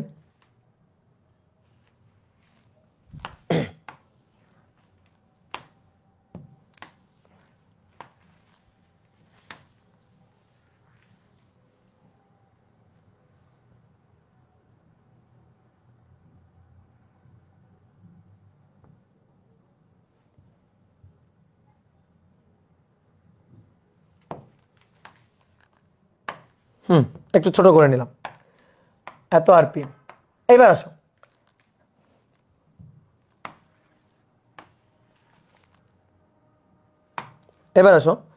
যখন এবার চাকতিটাকে আমি ঘোরাবো মিনিটে কতবার, সেইটা আমি বের করতে চাই, ওমেগা 2। তো এবার আমি বস্তুটাকে কত দূরে রাখবো? 13 সেন্টিমিটার দূরে রাখবো। তাহলে এবার থাকবে 13 সেন্টিমিটার দূরে, এই যে এইখানে থাকবে ধরো। তাহলে এটা r2, এটা হচ্ছে 13 সেন্টিমিটার। তাহলে ঠিক এখানেও অ্যানালাইসিস করো। তাহলে এখানে নিচের দিকে ওজন mg, তলের অভিলম্বিক প্রতিক্রিয়া উপরের দিকে r, তারপর এটা হচ্ছে এদিক বরাবর কেন্দ্রমুখী বলের যোগান, সেটা হচ্ছে এফএস দিবে কেন্দ্রমুখী বলের যোগান, এই এফএস কেন্দ্রমুখী বলের যোগান দিবে, দ্যাট ইজ এফসি, তাই তো? তাহলে আর সমান সমান কত? এমজি। এই যে আর সমান সমান এমজি। ওকে, ডান। কেন্দ্রমুখী বলের যোগান কে দিচ্ছে? এফএস। তাহলে F C equal to F S. Okay, তাহলে F C equal to M omega square R F S mu R, R মানে এম জি। ওকে ডান। এবার এম এম কাটাকাটি গেল। এইবার দেখো আর কি চেঞ্জ হয়ে গেছে না, আর টু হয়ে গেছে না, আর টু। এবার ওমেগা চেঞ্জ হয়ে কত হয়ে গেছে, ওমেগা টু। এইবার বলো তো এই দুইটা সমীকরণে সেম আছে কি, এই দুইটা সমীকরণে সেম আছে কি, দেখো তো দুইটা সমীকরণে। অতএব omega one square R one এটা সমান সমান মিউ জি, 1 নং সমীকরণ। এখানে omega two square R two সমান সমান মিউ জি, এটা 2 নং সমীকরণ। বলো এই দুইটা সমীকরণে সেম আছে কি, সেম আছে, মিউ জি সেম। তাহলে 1 ও 2 থেকে পাই, 1 ও 2 থেকে আমরা পাই omega one square R one equal to omega two square R two. ঠিক আছে, এটা তোমাদের সময় বইটা আসবে, বুঝছো? তো আমাদের ওমেগা টুটা বের করতে হবে। তাহলে omega two divided by omega one, omega two divided by omega one R one divided by R two তার root, omega two divided by omega one R one divided by R two তার root. এবার R ওয়ানের মান, আর ওয়ানের মান কত, omega two তো বের করতে চাই, ওমেগা ওয়ানের মান হচ্ছে 60 রুট ওভার আর ওয়ানের মান, আর ওয়ানের মান 8 সেন্টিমিটার, আর টু এর মান 13 সেন্টিমিটার, যেহেতু সেন্টিমিটার তাহলে রুট ওভার 8/13, রুট ওভার 8/13 গুণ 60। তাহলে অতএব ওমেগা টু এটা হচ্ছে 47.06 এত আরপিএম, এত আরপিএম এ ঘোরানো যাবে। কি বের করছো বলো, কে কে বের করছো দেখি হাত তোলো। এই তো সহজ জিনিস, কি ক্লিয়ার? ওকে, মিটারে নিলেন না, মিটারে কেন নিব রে, 8 আর 13 সেন্টিমিটার সেন্টিমিটার কাটাকাটি হয়ে গেল না, এই পাগল।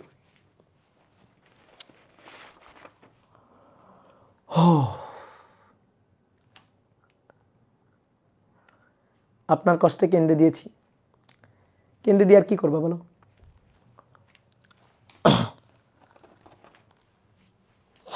তাহলে আজকে এই পর্যন্ত থাকুক। ফায়াদ উৎসব লস প্রজেক্ট, কিসের লস প্রজেক্ট রে পাগল? দাদা এইচডব্লিউ দেন, এইচডব্লিউ এখন সব এই অধ্যায় তো হয়ে গেছে, শুধু রকেট বাদ দিয়ে পরের দিন রকেট পড়লে শেষ। টাটা।